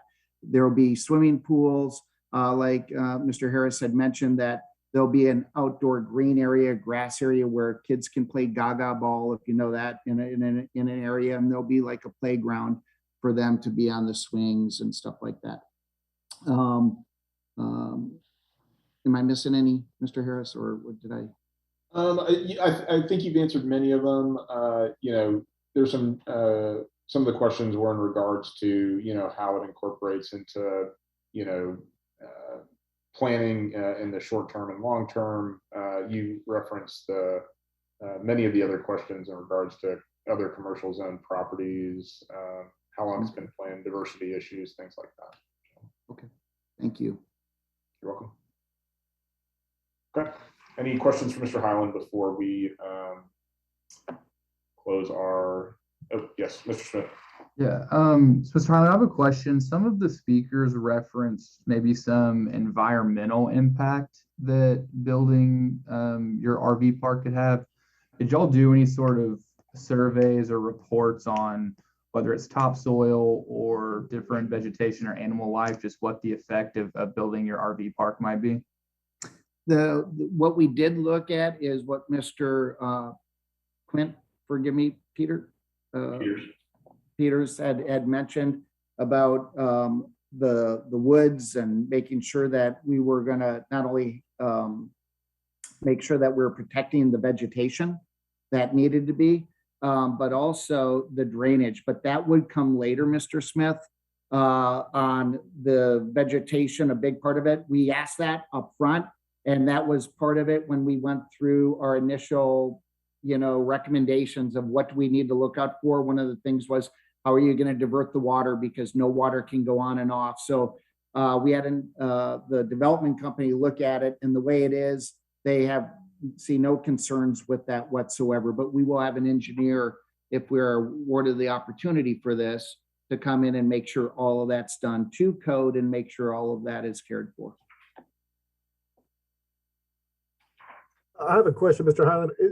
At a property like this, is there any way to monitor, I don't know, the qualifications or the types of people who are able to come stay there? It's very close proximity to a couple of schools. Is there any way, any kind of oversight that or requirements involved with who can come park there, be it overnight or for a month? That's great. The Horizon Outdoor Solutions and the company that we have partnered with has, and what per the RV industry, if somebody's there for a month or longer, we do background checks, not for weekends, Mr. Browse. For anybody that just comes in for overnight or weekends, comes into the tiny homes. It is a fenced-in, walled-in area that we will have within the park with security guards in and out of the property. The other aspect of it is on the property, and I don't think this really ties into your question, but because we asked the same thing when we flew. We've been to 8 different properties throughout the United States, and we asked very similar questions like that. And they address it the same way, but also within the properties, they are limiting the type of vehicles that are coming in on age as well as size of the recreational vehicles. It can't be anything older than 10 years or more. That's the same thing with says it has to be 10 years or younger. It has to be a Class A motorhome up to a certain specifications or a fifth wheel, something like that. Thank you. Any further questions? Mr. Highland, I do have one, Ross. Mr. Highland, to that same regard, with the larger vehicles, knowing that there's a school on the other side of Herring, a school on your side of Herring, a church on your side of Herring, a neighborhood that feeds on to Herring, I kind of see that there is somewhat of a traffic concern. Not somewhat, there will be a traffic concern, in my opinion. What does the engineers or the firm that you engaged with, what do they have to say about that? When we looked at it, that was a big part of it. When we drove and we went around and coming in and looking at the different lanes. And if you come up off Lakeshore and come down Golson and cut across, that coming down that way is, I think where one of the ladies said that there's a neighborhood she was recommending a traffic light. They drove that. They said this is not a problem. That's the side that actually has the gravel pit on, but also the other side of where you come down Herring, where it connects into JJ Fluellen. There's also an overpass there where you have a drainage ditch below it. They went out, they walked it, they measured, they said there should be no problem here. The other thing that they said, and we're going to do this with the recommendation or the requirement with Mr. Peters, is we're going to have a traffic study done, and it's going to be based upon, the recommendation of the traffic study. We will go to that expense in the event that we're approved.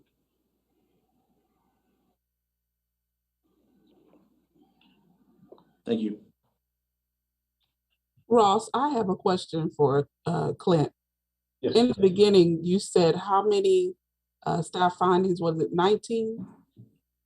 Yes, ma'am. There's 19 conditions on this. Okay, 19. Okay. I'm sorry, 18. Okay, thank you. Do we have any final questions for Mr. Highland?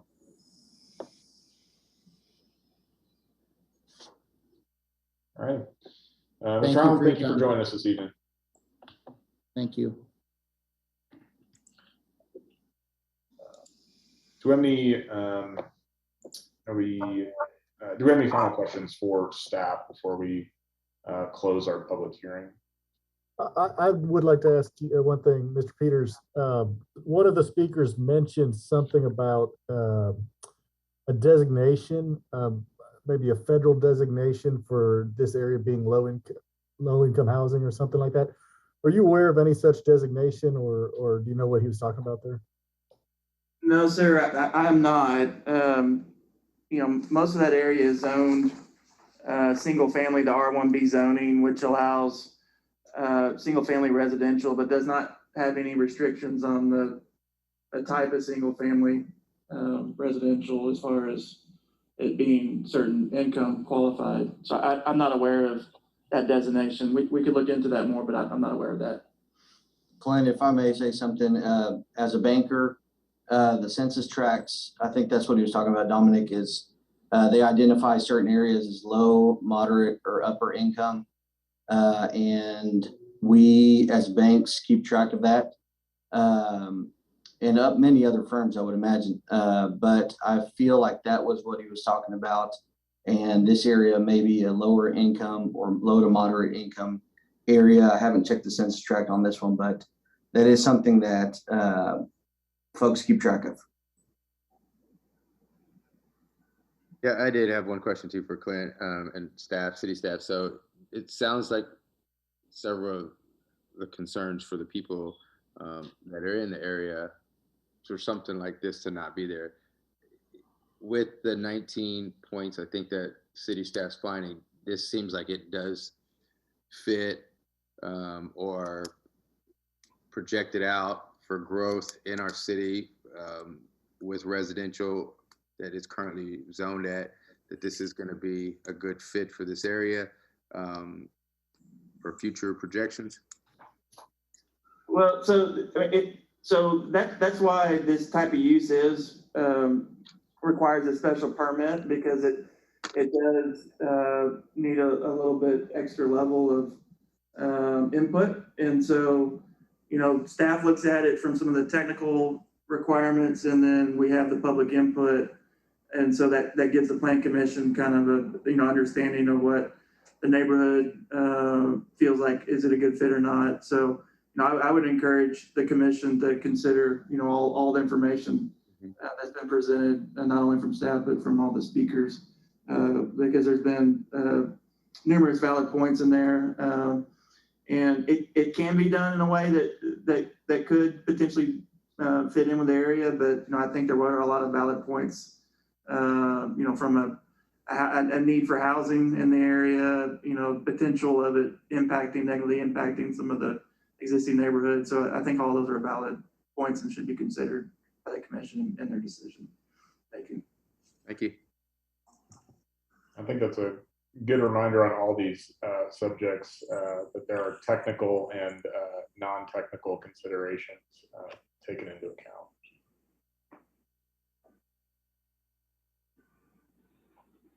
Ms. Briscoe, is there something you wanted to say? I just saw you unmuted yourself. Oh, no, sir. Okay. Didn't mean to force it.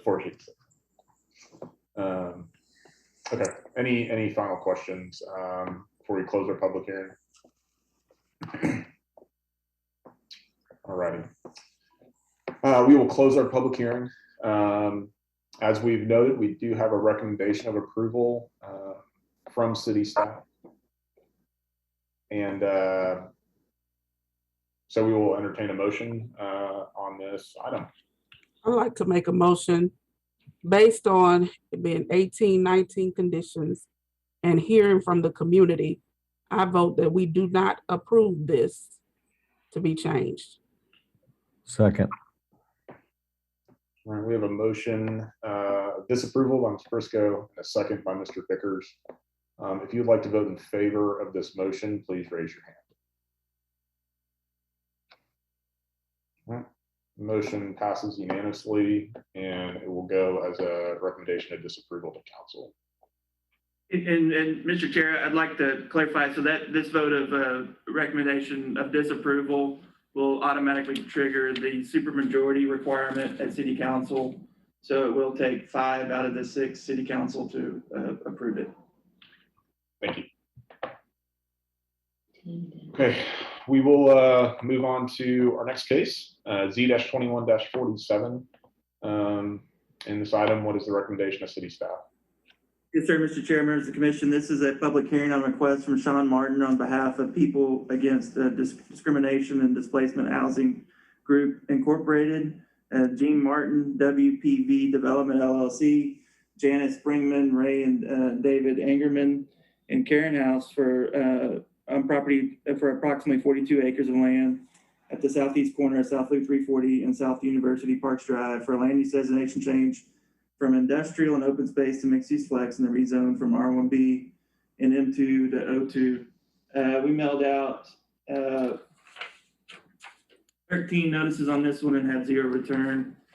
Planning Services recommends disapproval of land use designation change based on the following findings. There is ample amount of mixed-use flex land use designation located at the intersection of Loop 340 and Interstate 35 to support the growth of the area for the foreseeable future. Industrial land use designation within Waco is limited and should be preserved for industrial development in strategic areas that have good access to major transportation corridors and population bases. This property is in one of those areas. And then Planning Services also recommends disapproval of zone change based on the following findings. One, the proposed zoning is not keeping with the land use component of the comprehensive plan. 2, there's an adequate supply of undeveloped commercial and office zoning located at the intersection of Loop 340 and South 12th Street and Loop 340 and Interstate 35 to support the growth of the area for the foreseeable future. And 3, there's not an adequate transit infrastructure to support the residential densities allowed in the proposed O2 zoning. Thank you, Mr. Peters. We'll now open public hearing. We have 2 speakers registered. I'm not sure if it's Mr. Martin or Ms. Bassey who will be first.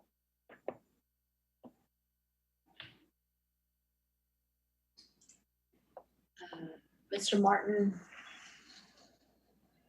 feel free to unmute yourself if you would like to speak.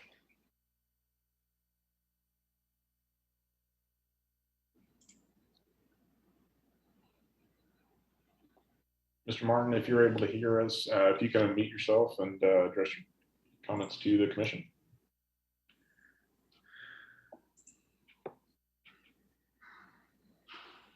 Can you hear me now? We can hear you, yes, sir. Okay, there was a little icon behind the other icon that I had to move this icon over to get to that icon.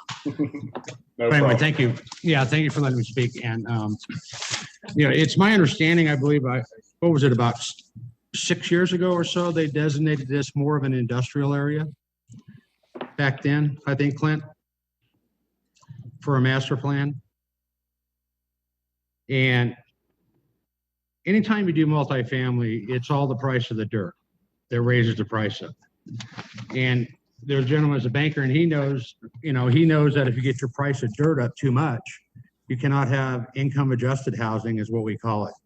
And it's based on the 60% income ratio of the Waco residents, which is about $7,000 lower than the average of the Texas. And so we found this property, and the price per door is less expensive. It's going to be a low-income housing tax credit application to be able to suffice for the infrastructure. And we're not going to use all of the acreage because I believe it's 40 units per acre. We'll be using 20 units per acre, which will leave quite a bit of acreage left over. And we're hoping to put a community police, fire, and sheriff's office there on the entrance of the complex. And to also offer the back part, we're going to buy the land, the back part where the gravel pit is, where everybody goes fishing. We're going to use a lot of that dirt to bring it out of the 100-year floodplain, which in turn we could have that as a joint project between the city and ourselves to have a fishing area back there if people want to go fishing. Or we'll have another 12 acres left over. We can build a community center, or we can build some kind of infrastructure for the kids in the city so they'll stay out of trouble. And transportation, one of the objections was transportation. And with our design of our programs, we have a 14-person handicap bus that runs people to the store, to the doctor's office. And we also designated 40 units for veterans because the Veterans Hospital is only 4.2 miles away, with wheelchair ramps for 3 bedrooms for their families. So we're not going to forget about the veterans, or we're not going to forget about the seniors that need some help on their own too. So it's kind of it's more of a living community within a 42 or, well, actually 50-acre parcel is what our design is. And with our nonprofit, we reinvest back into the community. Say, example, we give $100,000 back into social programs within the community. Health and Human Services has said for every $1 a nonprofit puts back into the community to offer social services or sponsor programs, it saves the community $7. And that's what we do. We take part of our net operating income and reinvest back into the community. And that's about it. I think my 2.5 minutes, 3 minutes are up. Thank you, Mr. Martin. Do we have any questions for Mr. Martin?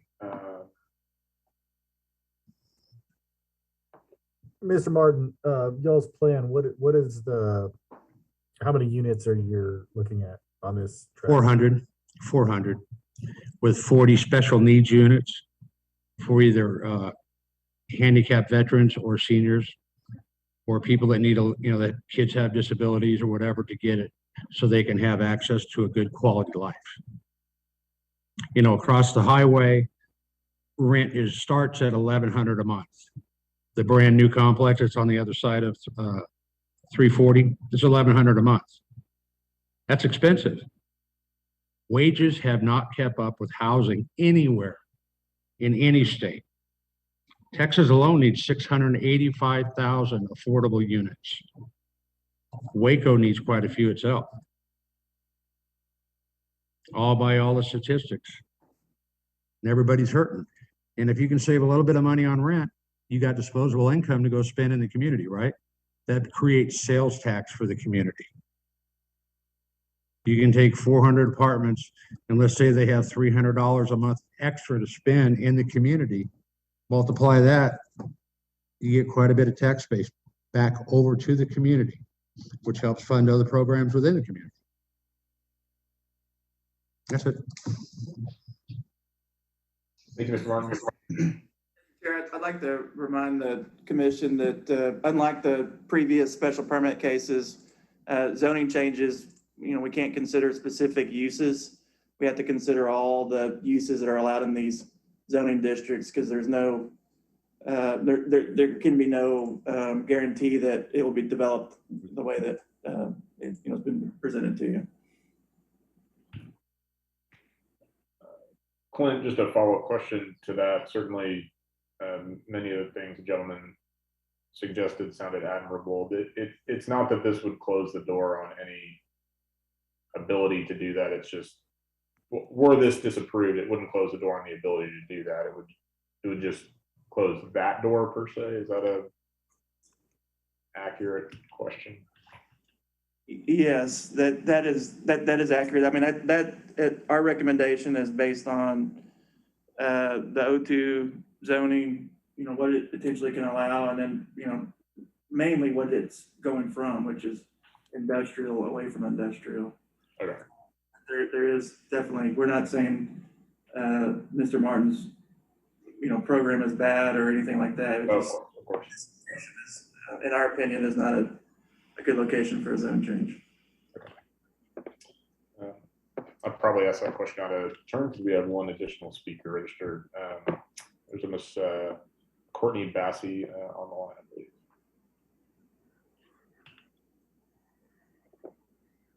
Ms. Bassey, are you able to hear us? You're currently on mute at the moment.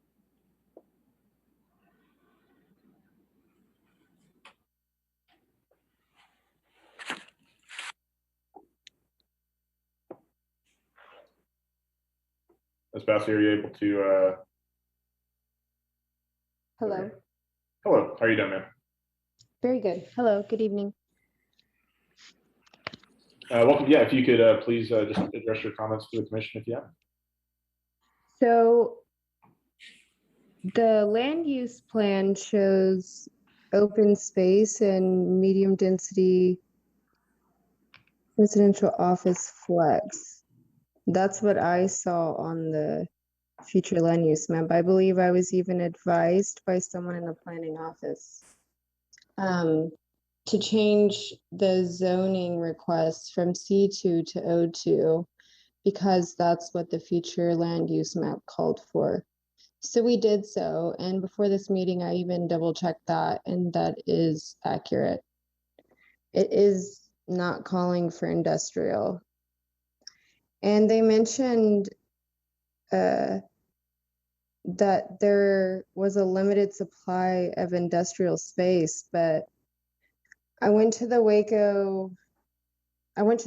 website and it said that they had 3 industrial parks.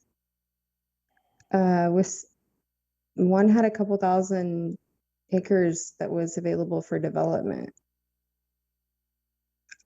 This property is not located in those industrial parks.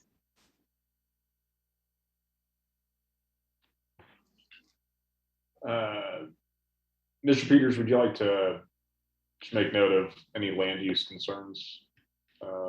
It's on the maps that are in your packets, it shows industrial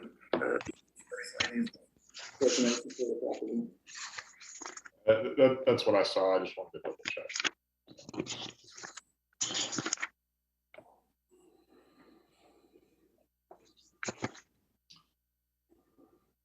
If any commissioners have a question for Ms. Bassey, I would just like to comment that yes, on the map that is provided, that it does show probably over 50% of the property I see. So this is the current zoning map. This is not the future land use map.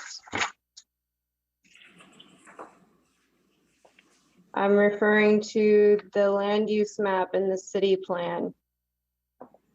you're referencing the master plan. Correct. So in that plan, it is not industrial. It calls for open space, medium density residential office flex, which exactly what we have.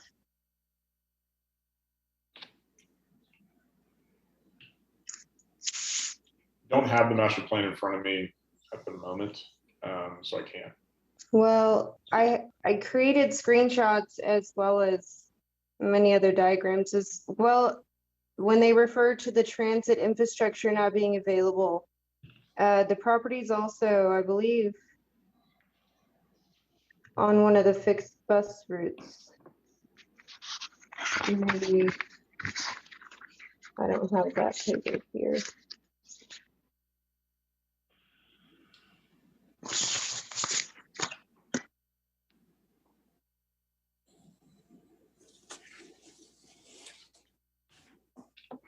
That's all I have.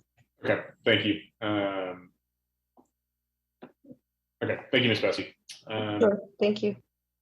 Do any of the commissioners have any questions for staff just in regards to applicants' questions, concerns, or any other item? Mr. Peters, you mentioned earlier that we need to take into consideration, any uses that might be proper under an O2. They're recommending multifamily housing. What use under O2 would be more concerning to the city? Well, I guess, they made the statement that it would be 20 units an acre and that they would have a transit bus system and there would be all these amenities. Those things, O2 has minimum requirements, and that's all that would be required if it's changed. So O2 zoning allows a mix of office uses and then residential uses from single family up to 40 units an acre. Right, So, and I guess the city's concern was that the high density residential was the city's concern. Is that correct?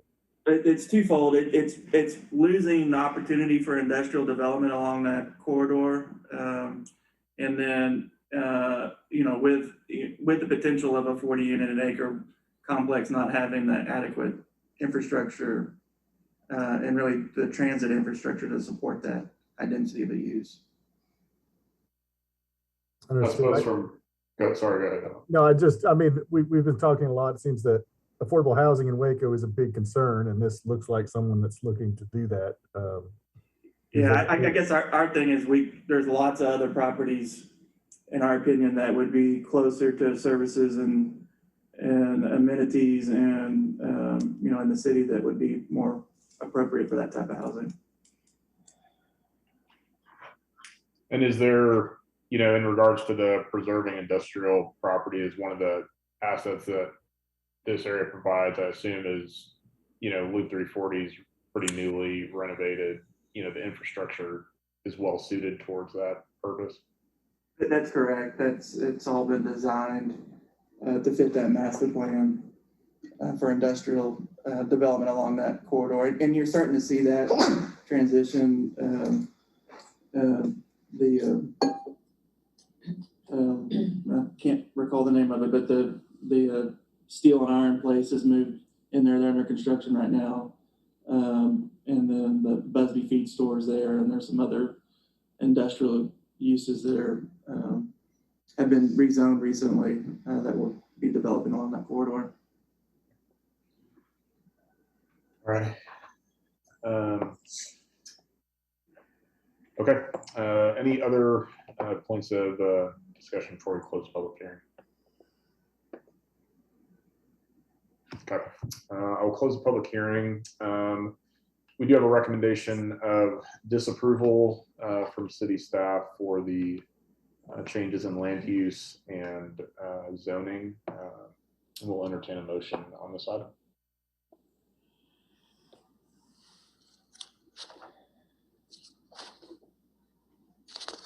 Chairman, I'd like to motion to recommend disapproval based upon staff's finding. Second. We have a motion for disapproval by Mr. Ramos, a second by Ms. Briscoe. Is there any final discussion before we vote? Okay. If you'd like to vote in favor of this motion, please raise your hand.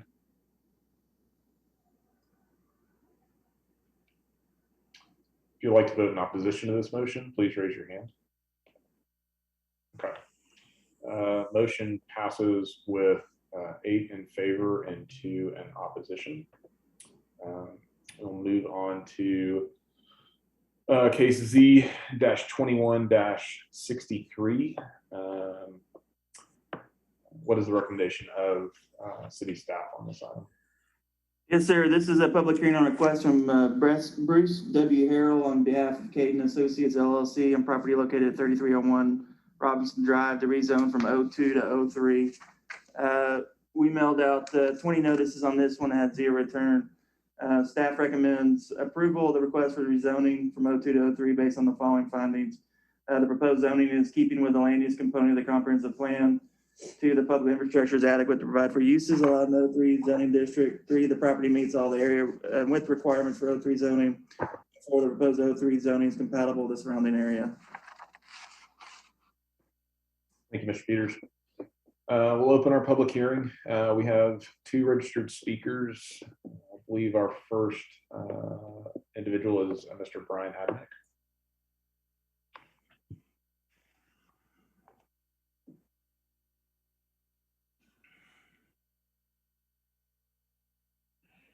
I do not see Mr. Adamick on here.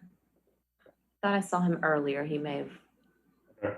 Looks like Mr. Harrell's said he had to leave, so I think we can move on, Mr. Harrell.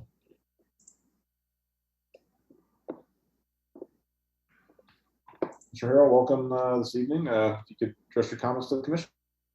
Yes, sir. Thank you. We have nothing else to add. Just thank the council for letting us put this request in, and hope it's approved. Thank you. Any commissioners have any questions for Mr. Harrell?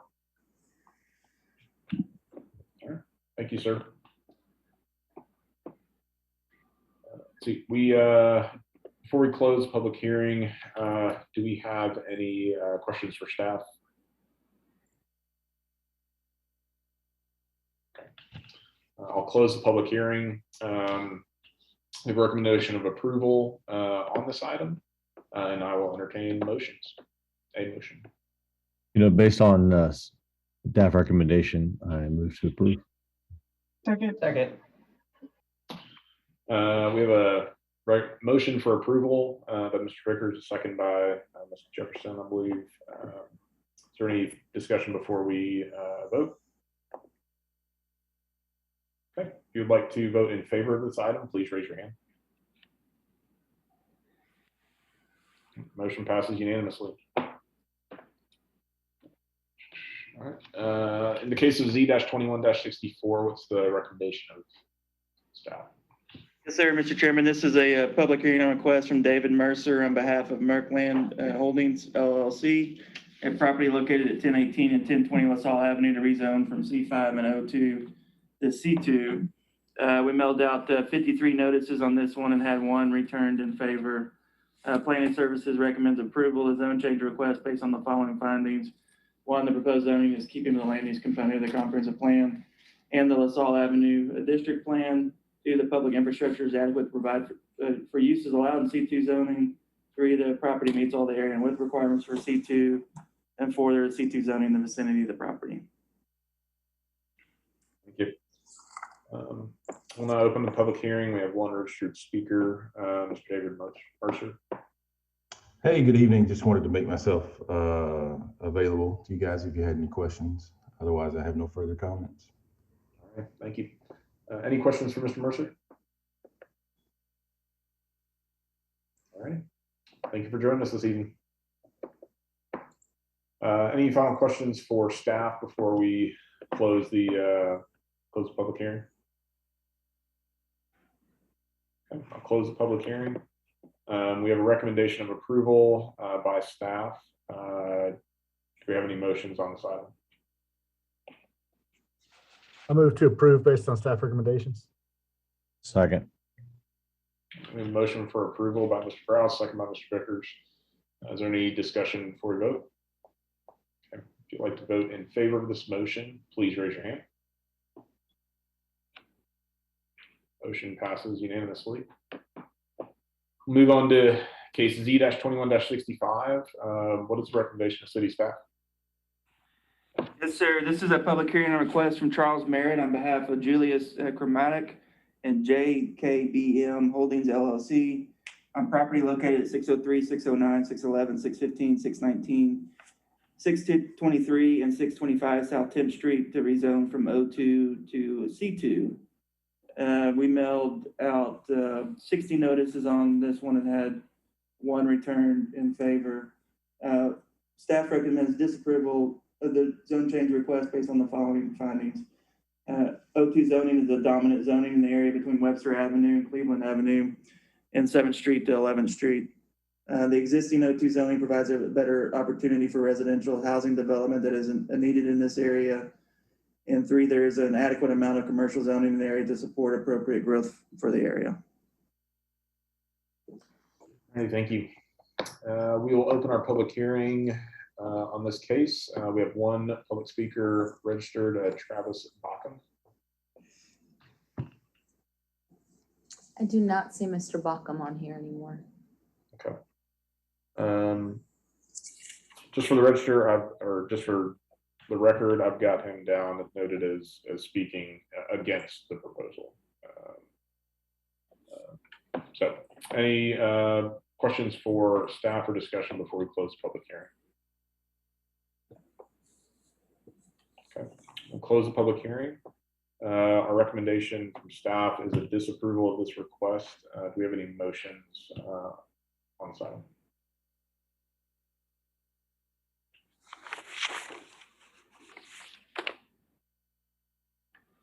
For the staff's recommendation, move to disapprove.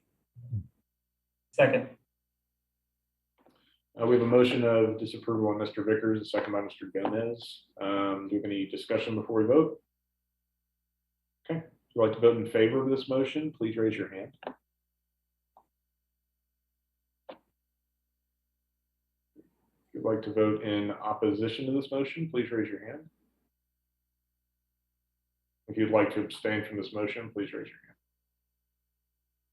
hand. Okay. We have a vote of 7 in favor, 1 in opposition, and 2 abstentions. Motion will pass. I'm sorry, who were the abstentions? Mr. Ramos and Mr. Cole. Thank you.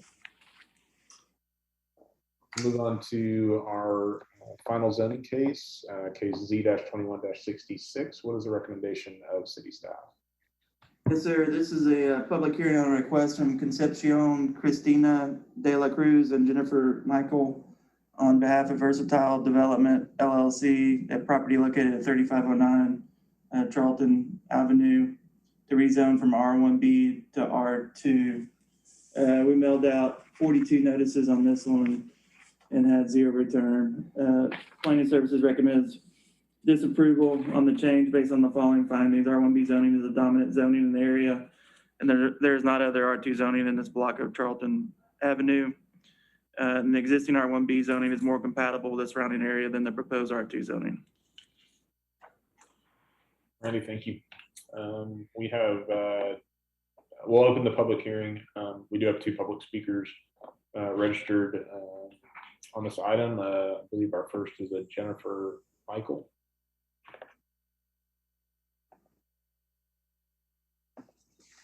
I do not see Miss Michael on here.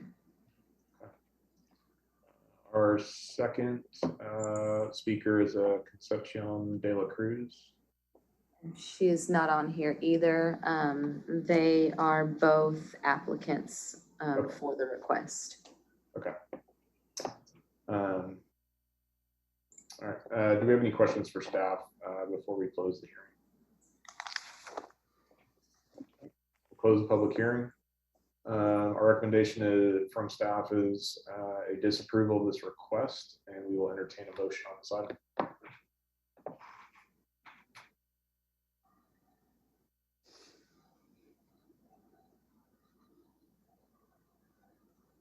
I move to approve based on recommendations, or disapprove based on recommendations of staff.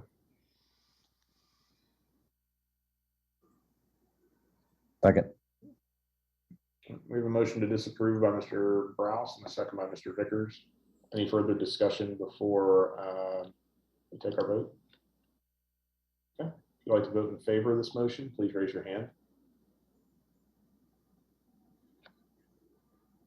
If you would like to vote in opposition to this motion, please raise your hand. If you would like to abstain from this motion, please raise your hand.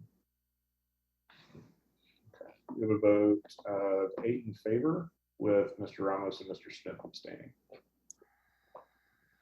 All right, moving on to our annexations. In the case of Annex-21-2, what is the recommendation of staff?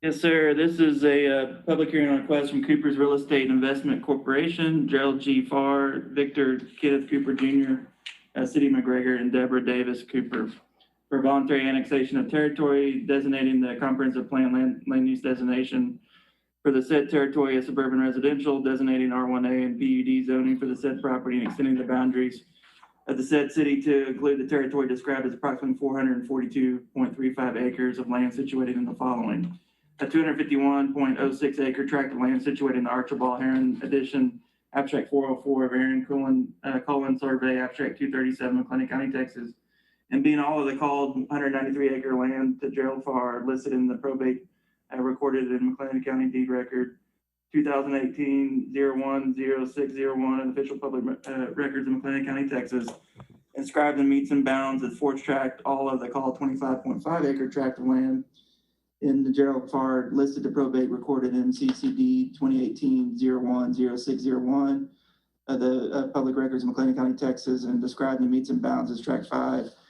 And part of called 218 acre tract of land in a deed to W.W. Dial as recorded in volume 127, page 302 of the deed records of McLennan County, Texas.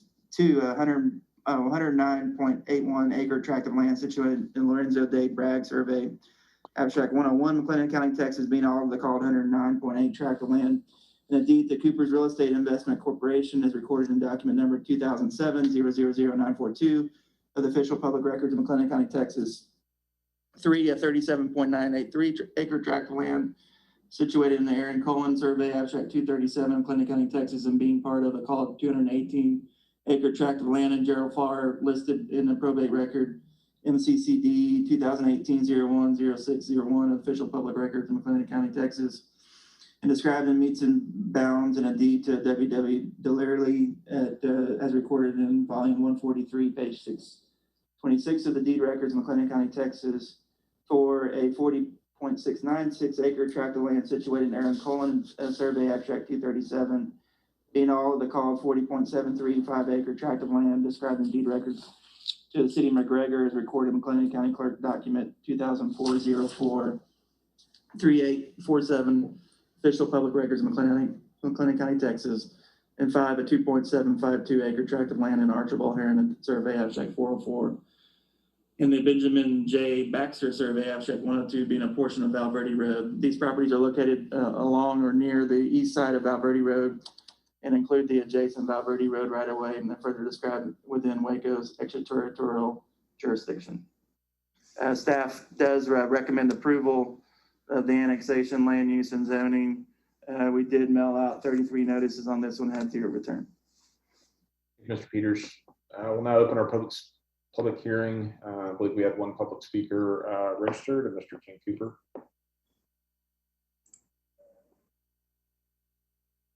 Mr. Cooper, thank you for joining us. Hello, good evening. Thank you, guys. I just am available in case you have any questions. I think staff's approval is all we were looking for, and hope that you guys concur. Excellent, thank you. Do any questions for Mr. Cooper? All right, thank you for joining us this evening. You're welcome. All right, any final questions for staff before we close the public hearing?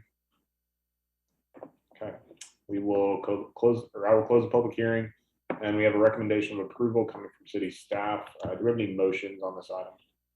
Yeah, like we do recommend. Oh, sorry. Go ahead. Ms. Jefferson, were you gonna make a motion? I was, okay. Yeah, but okay. Motion to. I just want to make sure there wasn't a comment question beforehand. Oh, no. Yeah, go ahead. Mr. Ramos, I think we had a motion for approval. Is that correct? Correct. Yeah. Okay, excellent. And Second.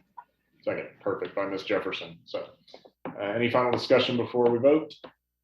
All right. If you'd like to vote in favor of this motion, please raise your hand. All right, motion passes unanimously. We'll move to our final agenda item for this evening, Annex -21-3. In this case, what is our recommendation from city staff? Yes, sir. This is a public hearing on a request from WBW Single Development Group LLC, Series 110, for a voluntary annexation of territory designating the comprehensive plan land use designation for said territory as urban residential, designating R1B zoning for the said territory, and extending the boundary limits of said city to include the territory described as approximately 56.10 acres of land, more or less, situated in the, being a part of the BB&B and C RIDE survey, abstract number 157, Clinton County, Texas, and being part of the called 194.45 acre tract described in a deed to WBW, a single land investment LLC, Series 104, recorded in document number 2019-02-8303 of the official public records in Clinton County, Texas, and being located near the intersection of Warren Road and Ritchie Road. We mailed out 23 notices on this one with 0 return, and staff does recommend approval of the annexation, land use designation, and zoning. Excellent, thank you. We'll open our public hearing. We do not have any speakers registered in advance. Do any commissioners have any questions or comments for staff? Okay, we'll close the public hearing. We have a recommendation of approval from planning staff. Do we have any motions on this item? I'll motion we approve based on city staff recommendation. Second. A motion of approval by Mr. Cole, second by Mr. Vickers. Any comments before we vote? Okay, if you'd like to vote in favor of this item, please raise your hand. Excellent, motion passes unanimously. All right, well done this evening. That concludes our agenda. And unless there's anything else from staff, we will conclude our meeting. Thank y'all for your time tonight. We appreciate it.